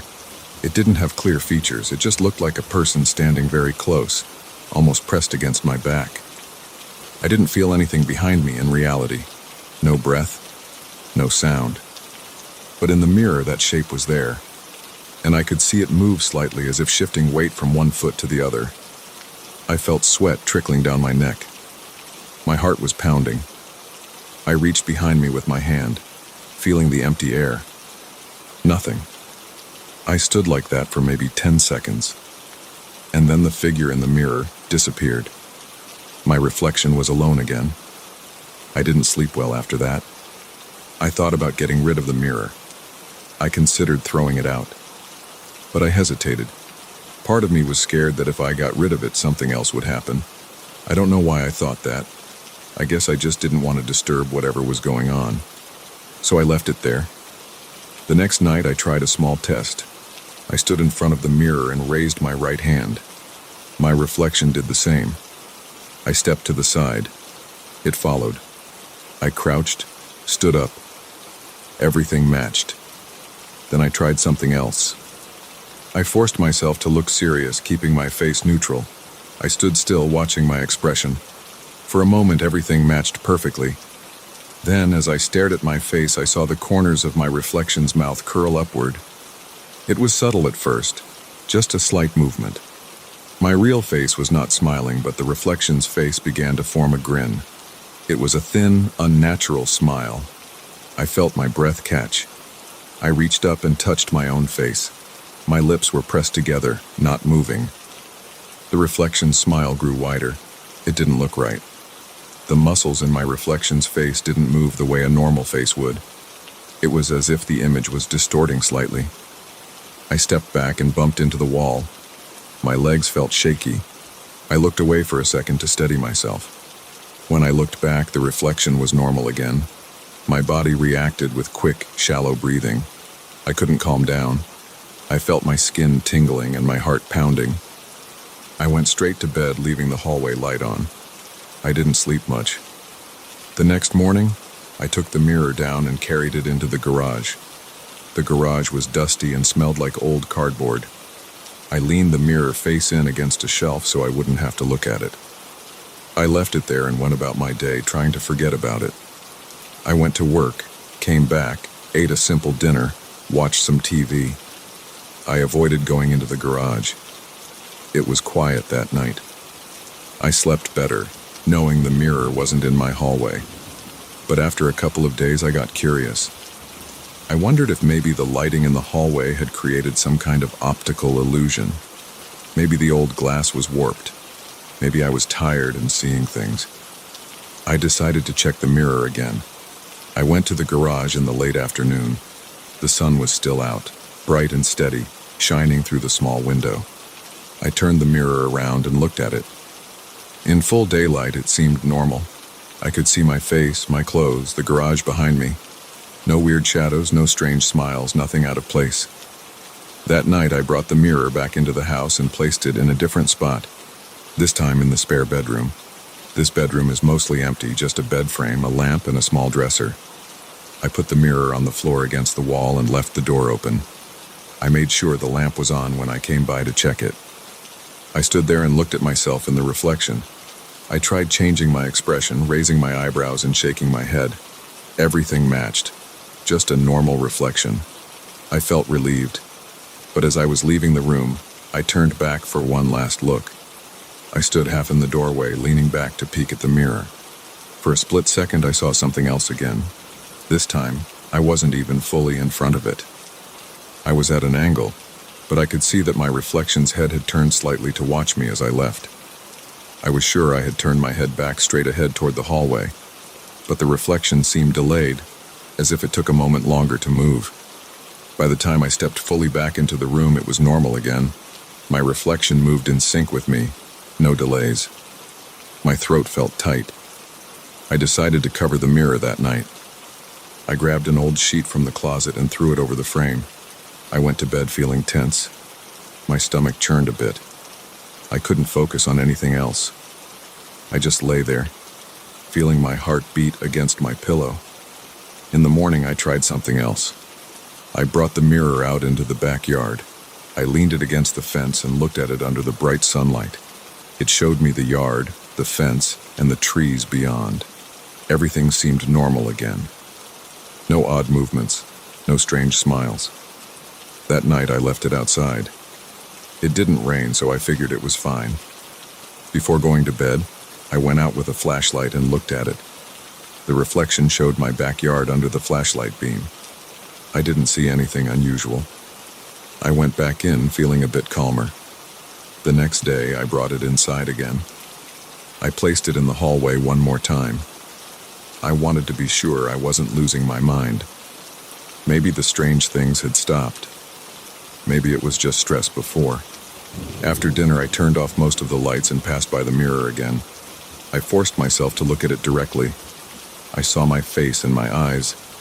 They seemed normal. I stood still for a while, waiting.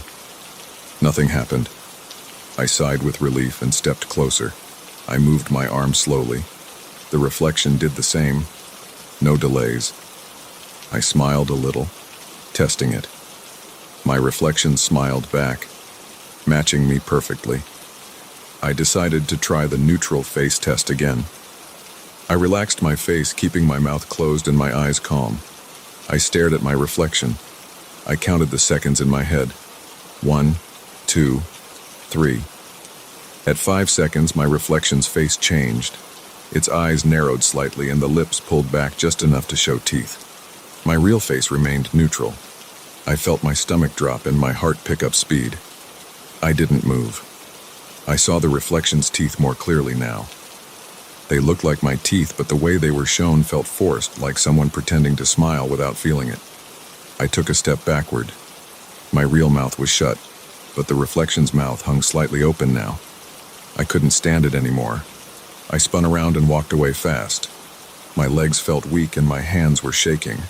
I decided to get rid of the mirror for good. I didn't care if it was valuable or not.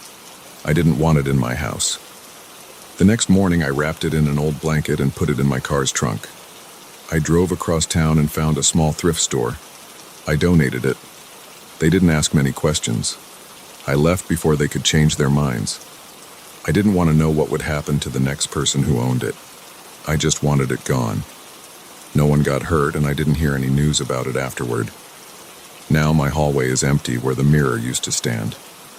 At night, I still feel a bit uneasy when I walk through there. I sometimes glance at the spot where it stood, expecting to see something move. But there's nothing now. Just a blank wall and a faint buzz from the overhead light. I sleep better without that mirror in the house. I don't know what was wrong with it and I don't care. I'm just glad it's gone.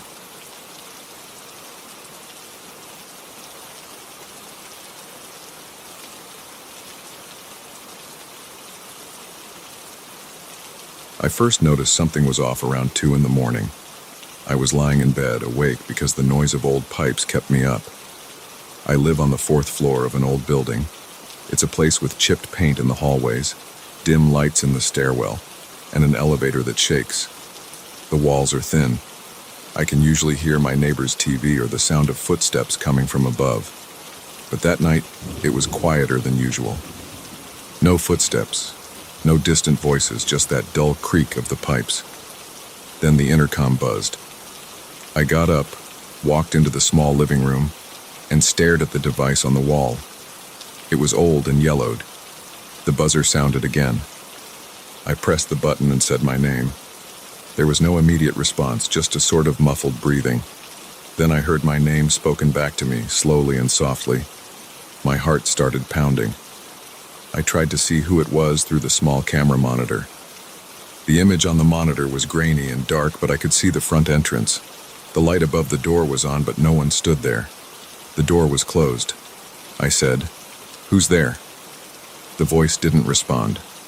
It just repeated my name 3 times, each time quieter. After that, the line went silent. I let go of the button and listened. Nothing else happened that night. Still, I barely slept. The next day, I went downstairs and checked the lobby. I looked outside through the glass door. There was nothing unusual. I checked the mailbox area and spoke briefly with the building manager, a man named Julio. He's always half asleep behind a small counter. He said he didn't see anyone last night. I asked if someone could have sneaked in. He said he doubted it. The door locks automatically, and to enter you need a key or someone to buzz you in. He hadn't heard anything, and there's no doorman or security guard. Julio leaves around 10 at night. After that, the lobby stays empty, just a locked door and the intercom system. I went back up to my apartment and tried to forget about it. That night it happened again, around the same time. The buzzer sounded, that sharp sound that cuts through silence. I turned on the light in the living room and walked straight to the intercom.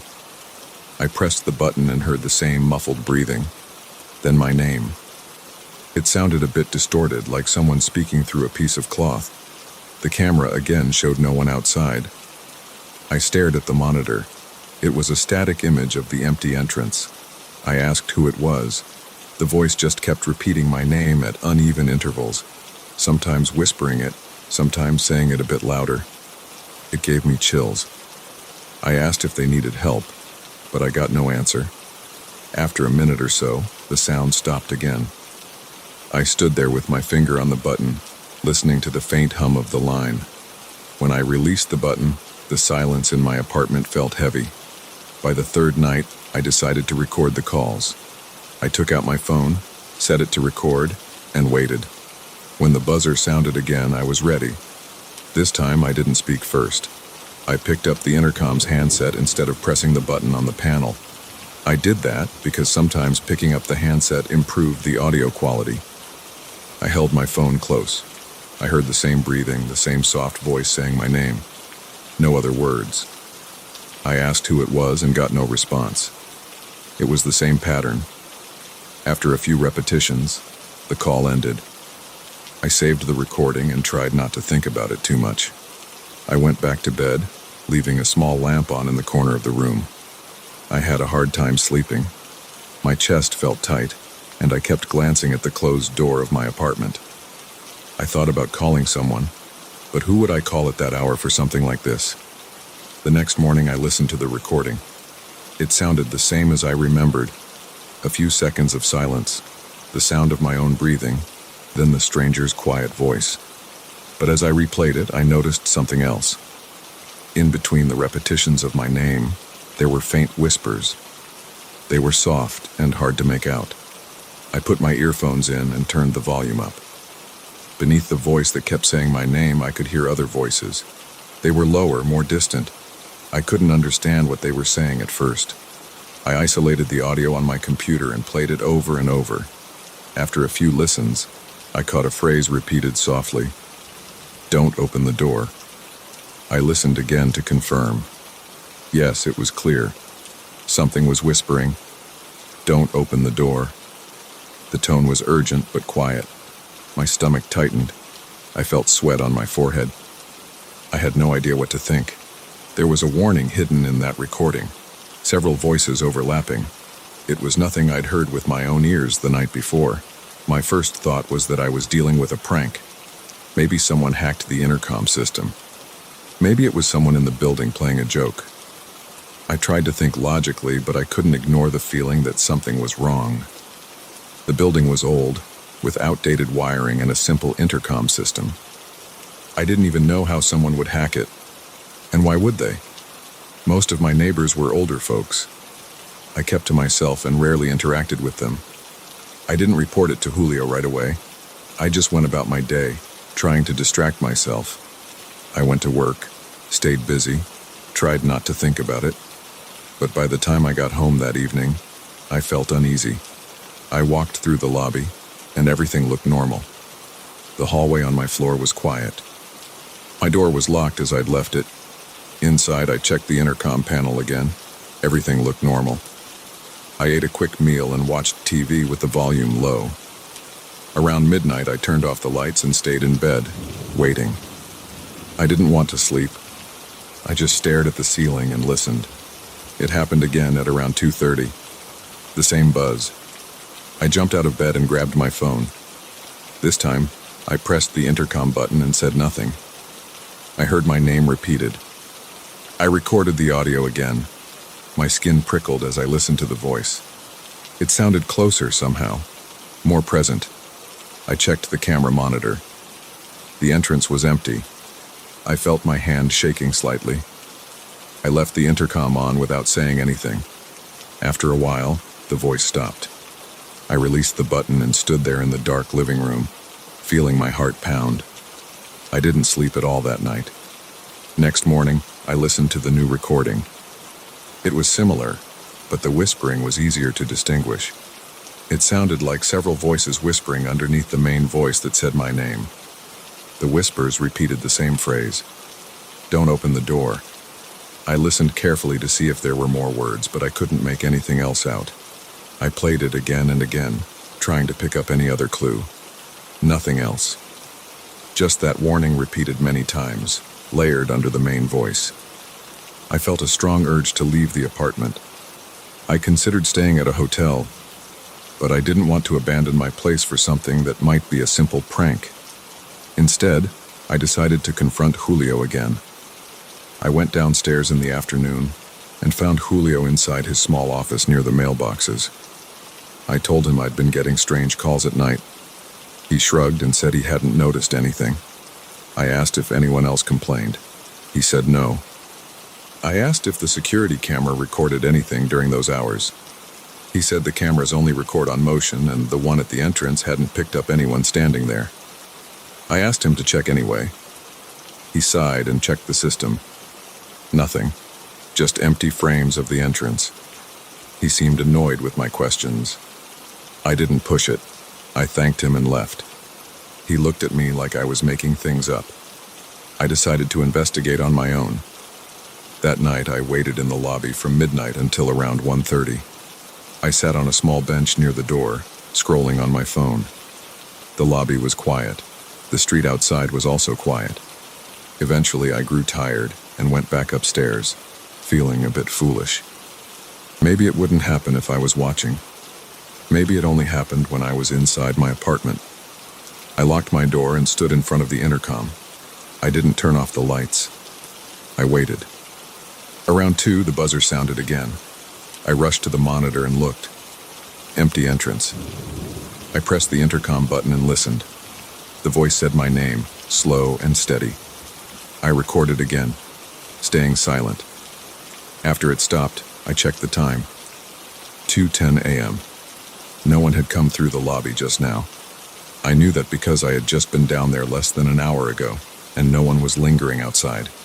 That morning, I reviewed the new recording. The whispers were still there. Still the same warning. I felt tension in my shoulders and neck. My mouth felt dry. I tried to ignore it and focus on facts. The intercom calls come around the same time every night. The camera shows no one. The voice knows my name. The hidden whispers warn me not to open the door. There are no other clues. There's no sign of forced entry. Nothing missing.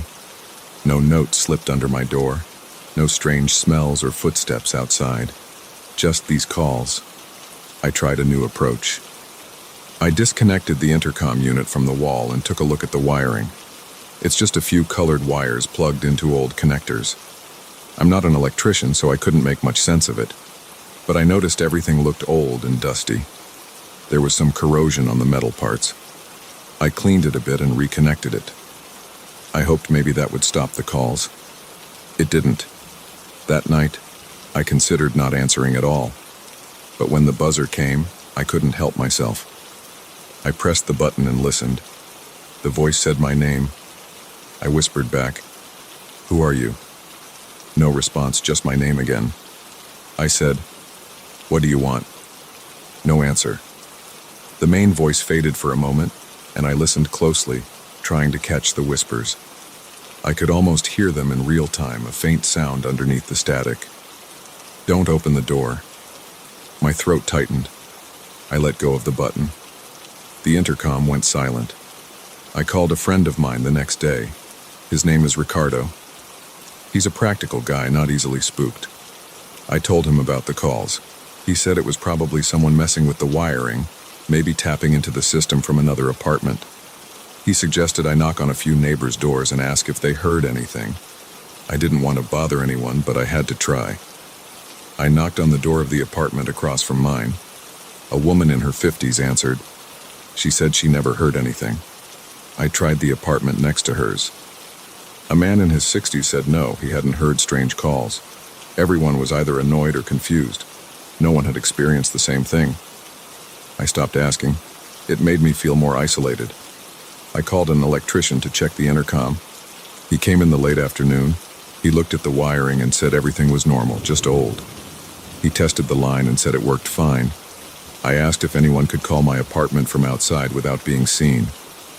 He said not without pressing the button at the entrance panel. If someone pressed that button, the camera would show them unless they stood off to the side, but even then, some part of them would appear. The electrician left, and I sat alone in my apartment, staring at the intercom, feeling no closer to understanding this. The next night, I tried to ignore it. I turned up the TV volume, wore headphones, tried to stay awake watching random shows. But around 2 in the morning, the buzzer cut through all the noise. I turned off the TV and listened. My heart was beating fast and I felt sweat under my arms. I considered not answering, just letting it ring, but the noise wouldn't stop until I pressed the button. I pressed it. The voice said my name. I tried something different. I said, "I won't open the door." The voice went silent for a second. I heard static. Then it said my name again, quieter. I listened for the whispers. This time they sounded louder. "Don't open the door," repeated over and over, overlapping like several people speaking from a distance. I felt my hands shaking. I released the button. The line went dead. I didn't sleep. I just sat in my living room, lights on, listening to the silence. I checked the hallway through the peephole. Nothing. I checked my locks. Everything was secure. The building was silent. The street outside was silent. I felt hungry but didn't want to eat. I didn't trust the silence. I replayed the recording several times, listening with headphones, trying to identify the voices. They sounded like men and women, different ages, maybe neighbors, maybe strangers. I couldn't tell. They only repeated that one phrase. The main voice that said my name was always the same. It sounded genderless, distorted, like filtered through cloth or a heavy scarf. I tried calling Ricardo again, but it was too late in the night. He wouldn't pick up. I sat there waiting for the sun to rise. The faint light of dawn made me feel a bit calmer. I decided not to leave. I decided not to open the door for anyone. If someone buzzed, I wouldn't open. If I heard footsteps, I wouldn't open. If anyone knocked, I would stay quiet. I didn't know what else to do, but I knew I had to follow that warning. Whatever was happening, the only clear message I had was to keep my door closed. The next few nights, the calls kept coming. Every time the buzzer rang, I recorded the calls. The voice kept saying my name. The whispers kept warning me not to open the door. I never answered the voice's questions because it asked none. I never gave it what it wanted because I didn't know what it wanted. I never opened the door. Sometimes the buzzing happened twice in the same night. Sometimes just once. Each time, I watched the monitor. Each time, I saw no one outside. I tried ignoring the calls for a whole night. I let the buzzer ring for a long time until it stopped on its own. Then it would start again 15 minutes later. I had no choice. I had to answer to stop the noise. I became exhausted. I fell asleep during the day and stayed awake at night. After about a week of this, my eyes were red, my hands trembled, and I felt weak. But I kept the door closed and locked. I don't know who is calling me. I don't know how they got my name. I don't know how they hide from the camera. I don't know where the whispers come from or why they warn me every night. But I know what I must do. Not open the door. I stay inside, waiting for morning. I keep my recordings backed up on my computer. I have them labeled by date, each file containing that voice saying my name and those whispers repeating that warning. I don't show them to anyone. I don't know who to trust. For now, I just wait. The building remains old and quiet. The neighbors remain unaware. The electrician found nothing. Julio thinks I'm making it up. My friends wouldn't believe it either. And I don't have proof beyond those recordings.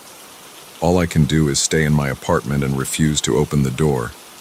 I don't know how long I can keep this up, but I have no choice.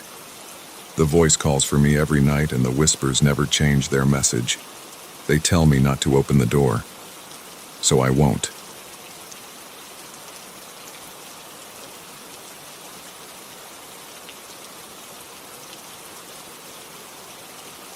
It all started the first night I settled into the new apartment.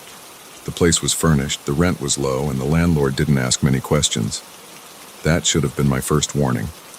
The building looked normal enough from the outside. Red brick walls, old windows, a narrow lobby with cheap tiles. Inside, Everything felt quiet, almost too quiet. I remember dropping my suitcase on the living room floor and standing there listening. No sound. No traffic noise, no footsteps, no television, just a low buzz from the kitchen's old fridge. It felt strange, but I tried to push that feeling aside. I walked through the apartment, checking each room. The living room had a small couch, a coffee table with a few scratches, a TV that looked older than me, and a rug that smelled a bit like dust and old wood. The bedroom had a narrow bed, a tall dresser, and a closet with a wooden door that creaked. The bathroom was small and smelled like cleaning products. The kitchen had a tiny dining table, some chipped plates in the cupboard, and a fridge that hummed all night. I remember that on my second day there, I opened the freezer to see if there was any leftover ice cream from the previous tenant. Instead, I found a crumpled photo stuck behind a frozen package of peas. I pulled it out, straightened it against my knee, and saw it showed 3 adults standing in front of a gray building.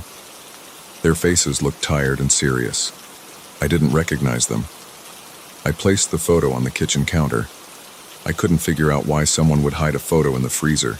It made no sense, and it made me uneasy.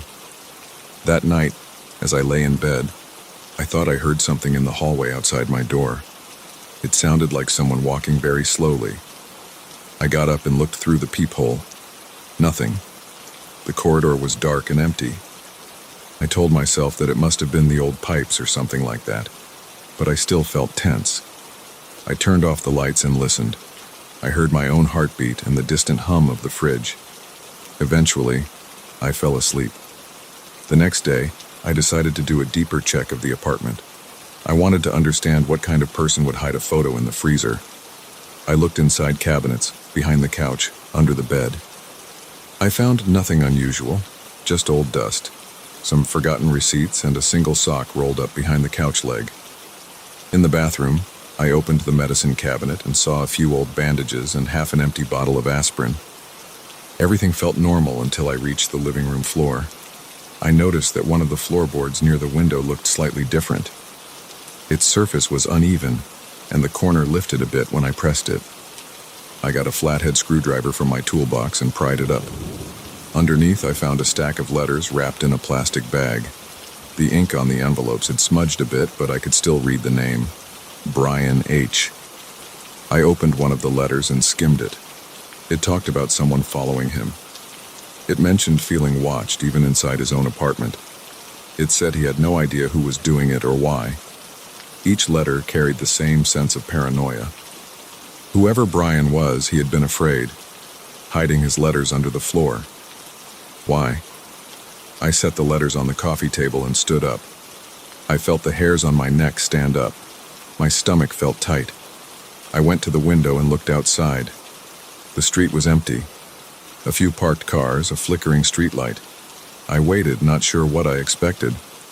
Maybe someone looking up at me from the sidewalk or a figure behind a curtain across the street. But I saw nothing. I tried to calm down, telling myself it was just old tenant stuff. Maybe Brian moved out in a hurry and forgot these letters. But why hide them? I decided to talk to the landlord. He was a quiet man who lived on the ground floor. When I asked him about the previous tenant, he shrugged and said he didn't remember much. He said the guy moved out suddenly and never came back for his security deposit. I pressed for more details. The landlord hesitated, then admitted the tenant had disappeared without notice. He hadn't even returned the keys. The landlord had to change the locks. I asked if the tenant's name was Brian H. He looked at me with a puzzled expression and said yes. He thought that might have been the name. I went back upstairs and locked my door. The apartment felt different now. I looked at the furniture and wondered what else might be hidden. I opened the dresser in the bedroom and checked behind the drawers. I found nothing unusual there. I looked under the bed. Only dust and a crushed soda can. In the closet, I pushed aside hangers and felt along the back wall. Smooth wood. I closed everything and sat on the couch. Around 10 p.m., I turned off the TV and got ready for bed. That night, I heard something again. This time, it sounded like breathing, very faint, as if someone stood just outside the window. I rolled out of bed and crept to the window, trying not to make noise. I peeked through the blinds. The street looked normal. No one stood there. I listened again. The sound stopped. My heart was racing, and my throat felt dry. I tried to tell myself it was just my imagination. The next morning, I decided to read all the letters. They all belonged to Brian H. He wrote them to someone named Jeff. There were about 8 letters in total. The handwriting was shaky. He wrote about strange objects he found in the apartment. He wrote about a set of keys hidden inside the couch cushion, about photographs in strange places, about footsteps in the hallway at night. He said he felt like someone was watching him from outside, and sometimes from inside the building. One letter mentioned the landlord, saying he was a strange man who never made eye contact. Another letter mentioned neighbors who stared at him. Brian wrote that he tried talking to them, but they denied hearing anything. He sounded desperate and isolated. The last letter ended abruptly, saying he was going to leave and would not come back. I felt like I'd stepped into someone else's nightmare. I put the letters back in the plastic bag and hid them in the closet. I thought about leaving, but I had paid the first month's rent and didn't have enough money to move again right away. Besides, I told myself there might be a rational explanation. Maybe Brian had mental health problems. Maybe he imagined it all. I tried to forget it and get on with my life.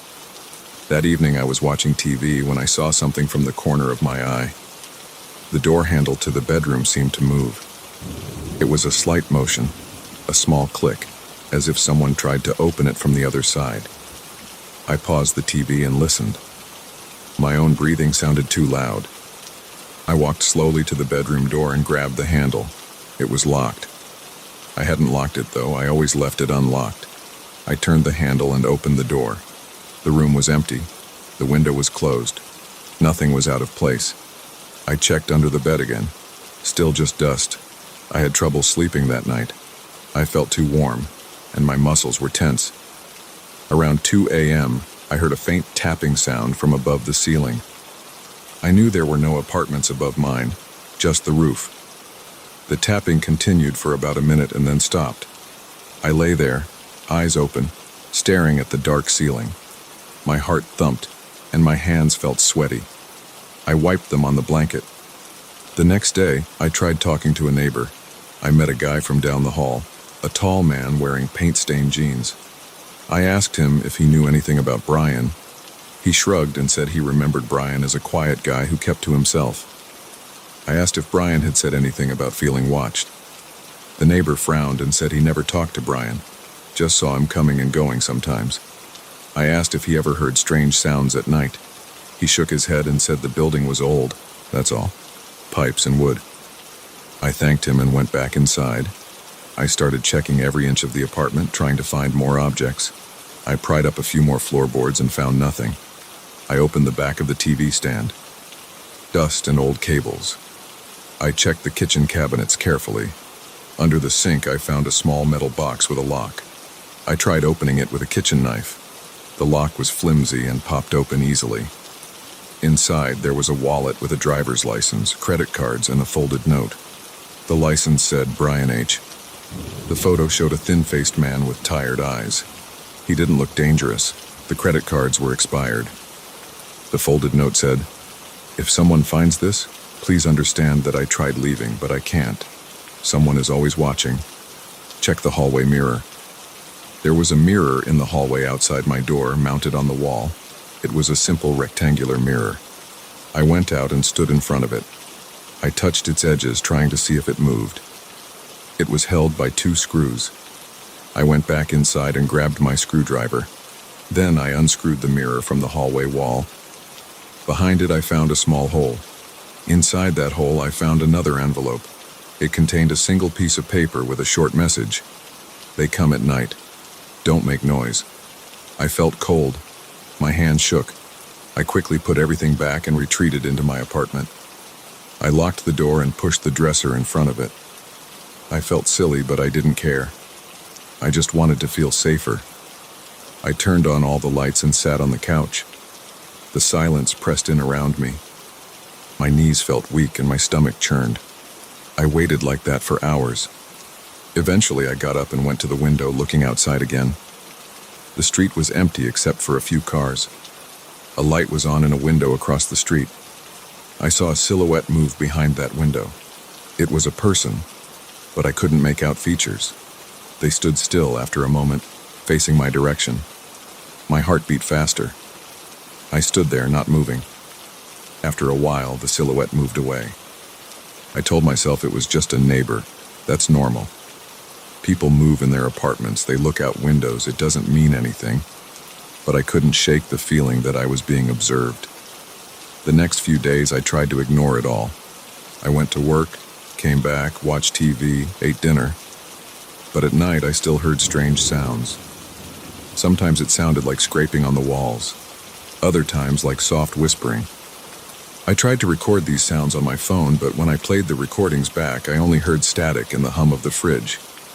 I wanted to get rid of the letters, the wallet, the note. They felt like evidence of something I didn't want to be part of. I took them and put them in a plastic bag, planning to throw them in the dumpster outside. I put on my jacket and slipped into the hallway. As I passed the mirror again, I stopped and listened. Nothing. No sounds. I went downstairs and out the front door. The street was quiet. I walked to the dumpster and tossed the bag inside. Then I stood there, feeling the cool air on my face. I looked up at my apartment window. I saw no movement. Everything looked normal. That night I slept a bit better, but around 3 a.m. I woke up suddenly. It felt like someone was tapping on my window glass from outside.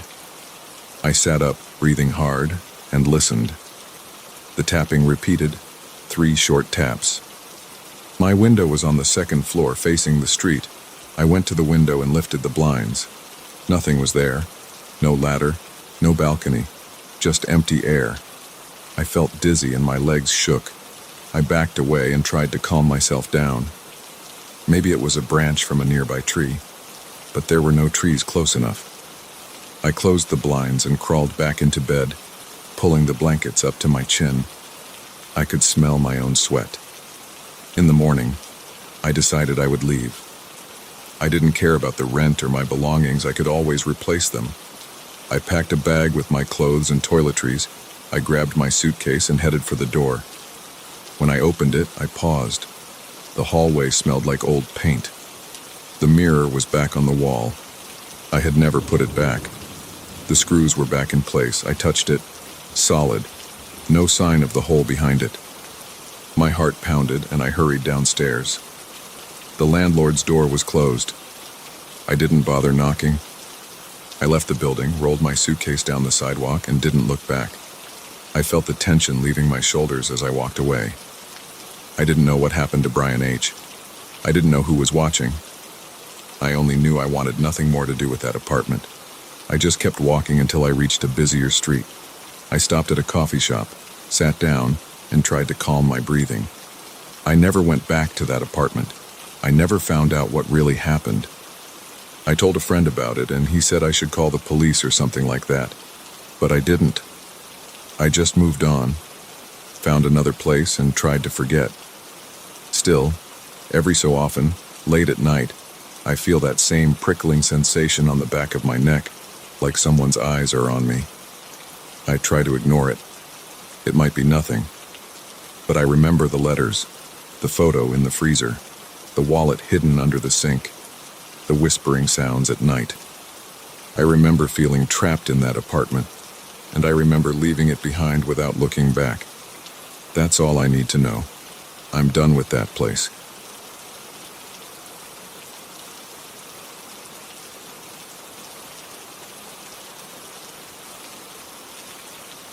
I arrived at Mark's place just after dark.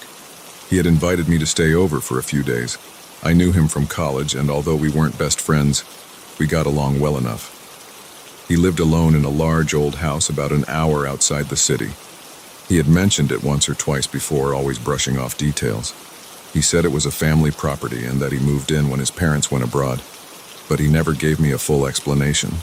I didn't really care. I just needed a quiet place to stay for a short while after dealing with some stressful problems at work. Inside, the house smelled like dust and wood. The floors creaked. The ceiling was high, and most of the furniture looked heavy and worn. The front hallway had a tall wooden coat rack and a faded rug. Mark guided me into the living room. He offered me a beer. We sat on an old couch that sank in a bit too much. The TV was off. A dim lamp on a small table lit the area. Outside I could hear crickets, maybe some distant wind, but nothing else. It felt isolated and quiet.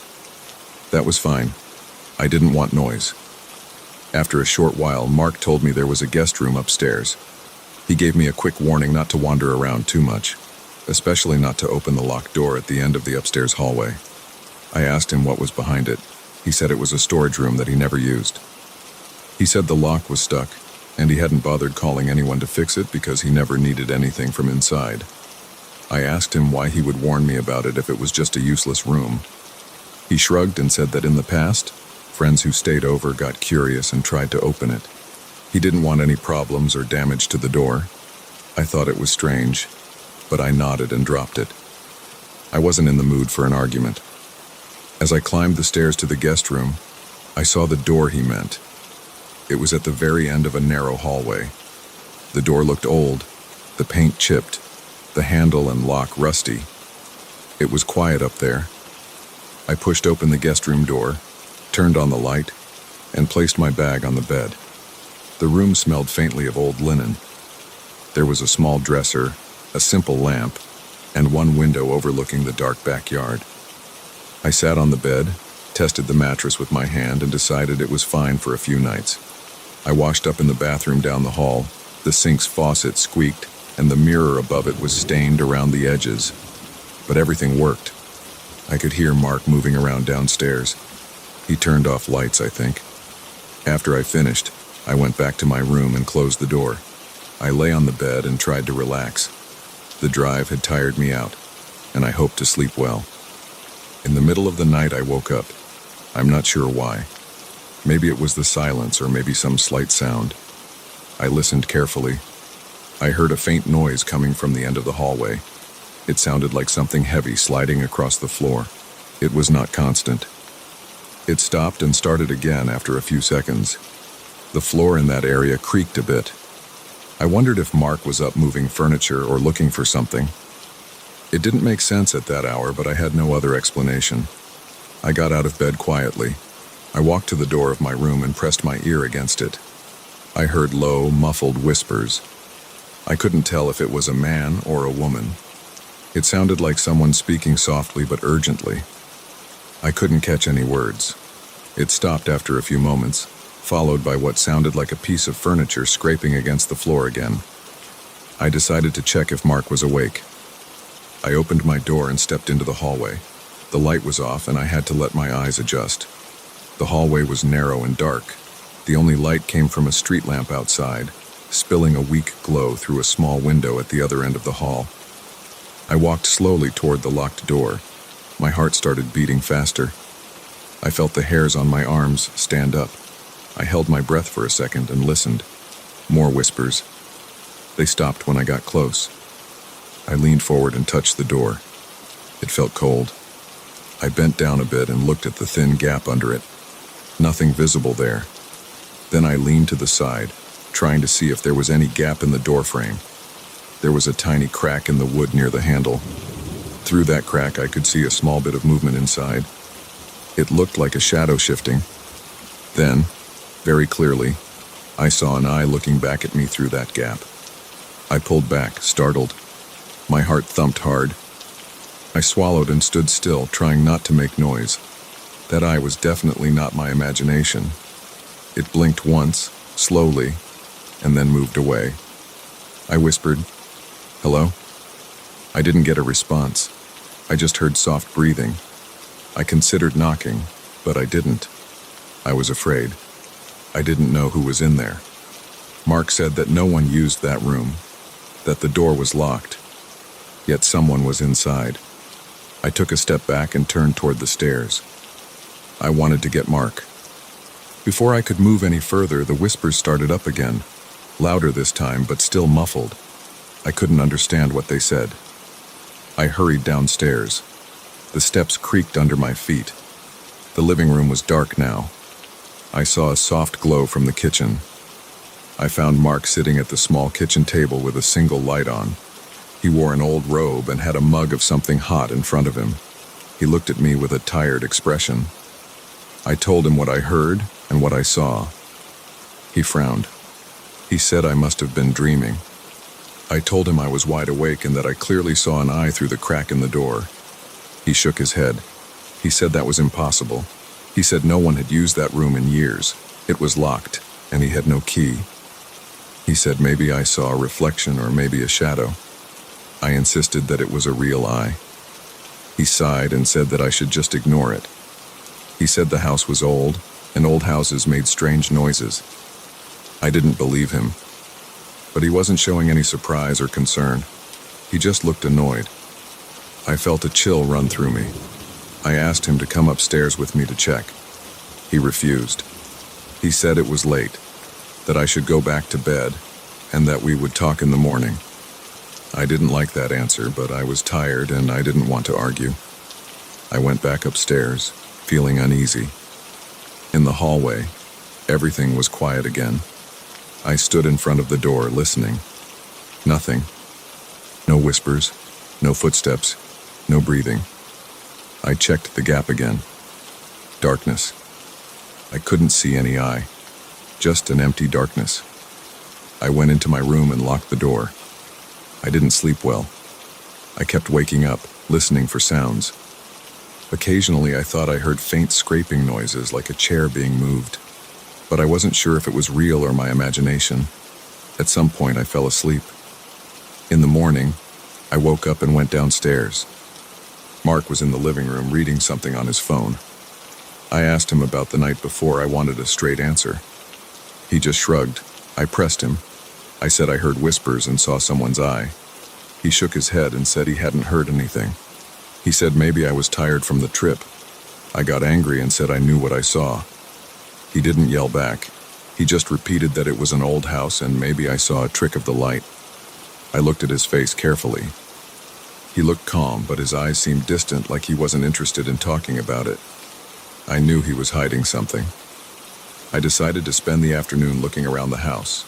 I stayed downstairs at first. The living room, kitchen, dining room, and a small office were all normal.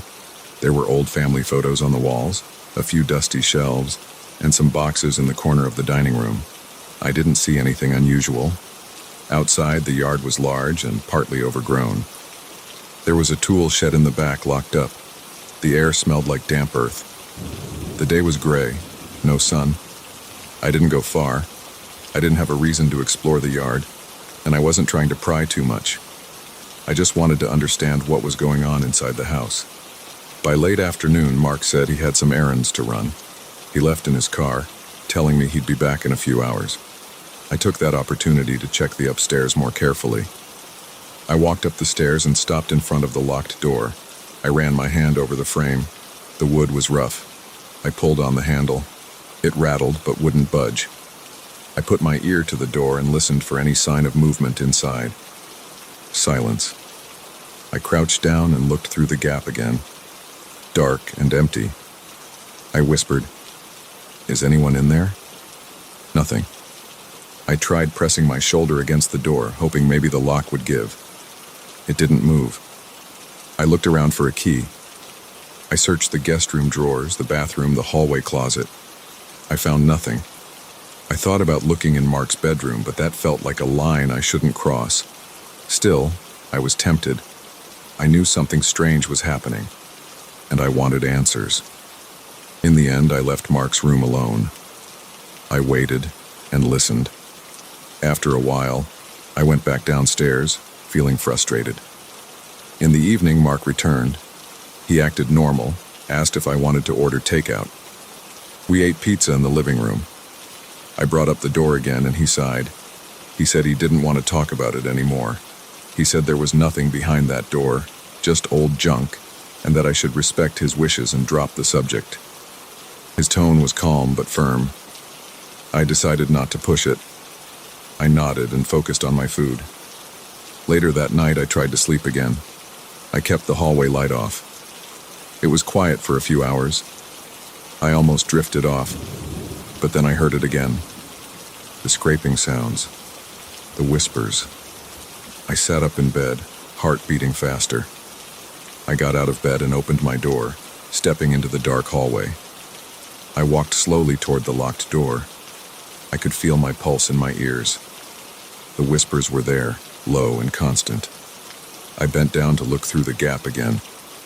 This time I saw more than just an eye. I saw a shape moving. It looked like a person's face, but I couldn't make out details. Just an eye and part of a cheek. The face pulled back, leaving just darkness. I tried to speak quietly.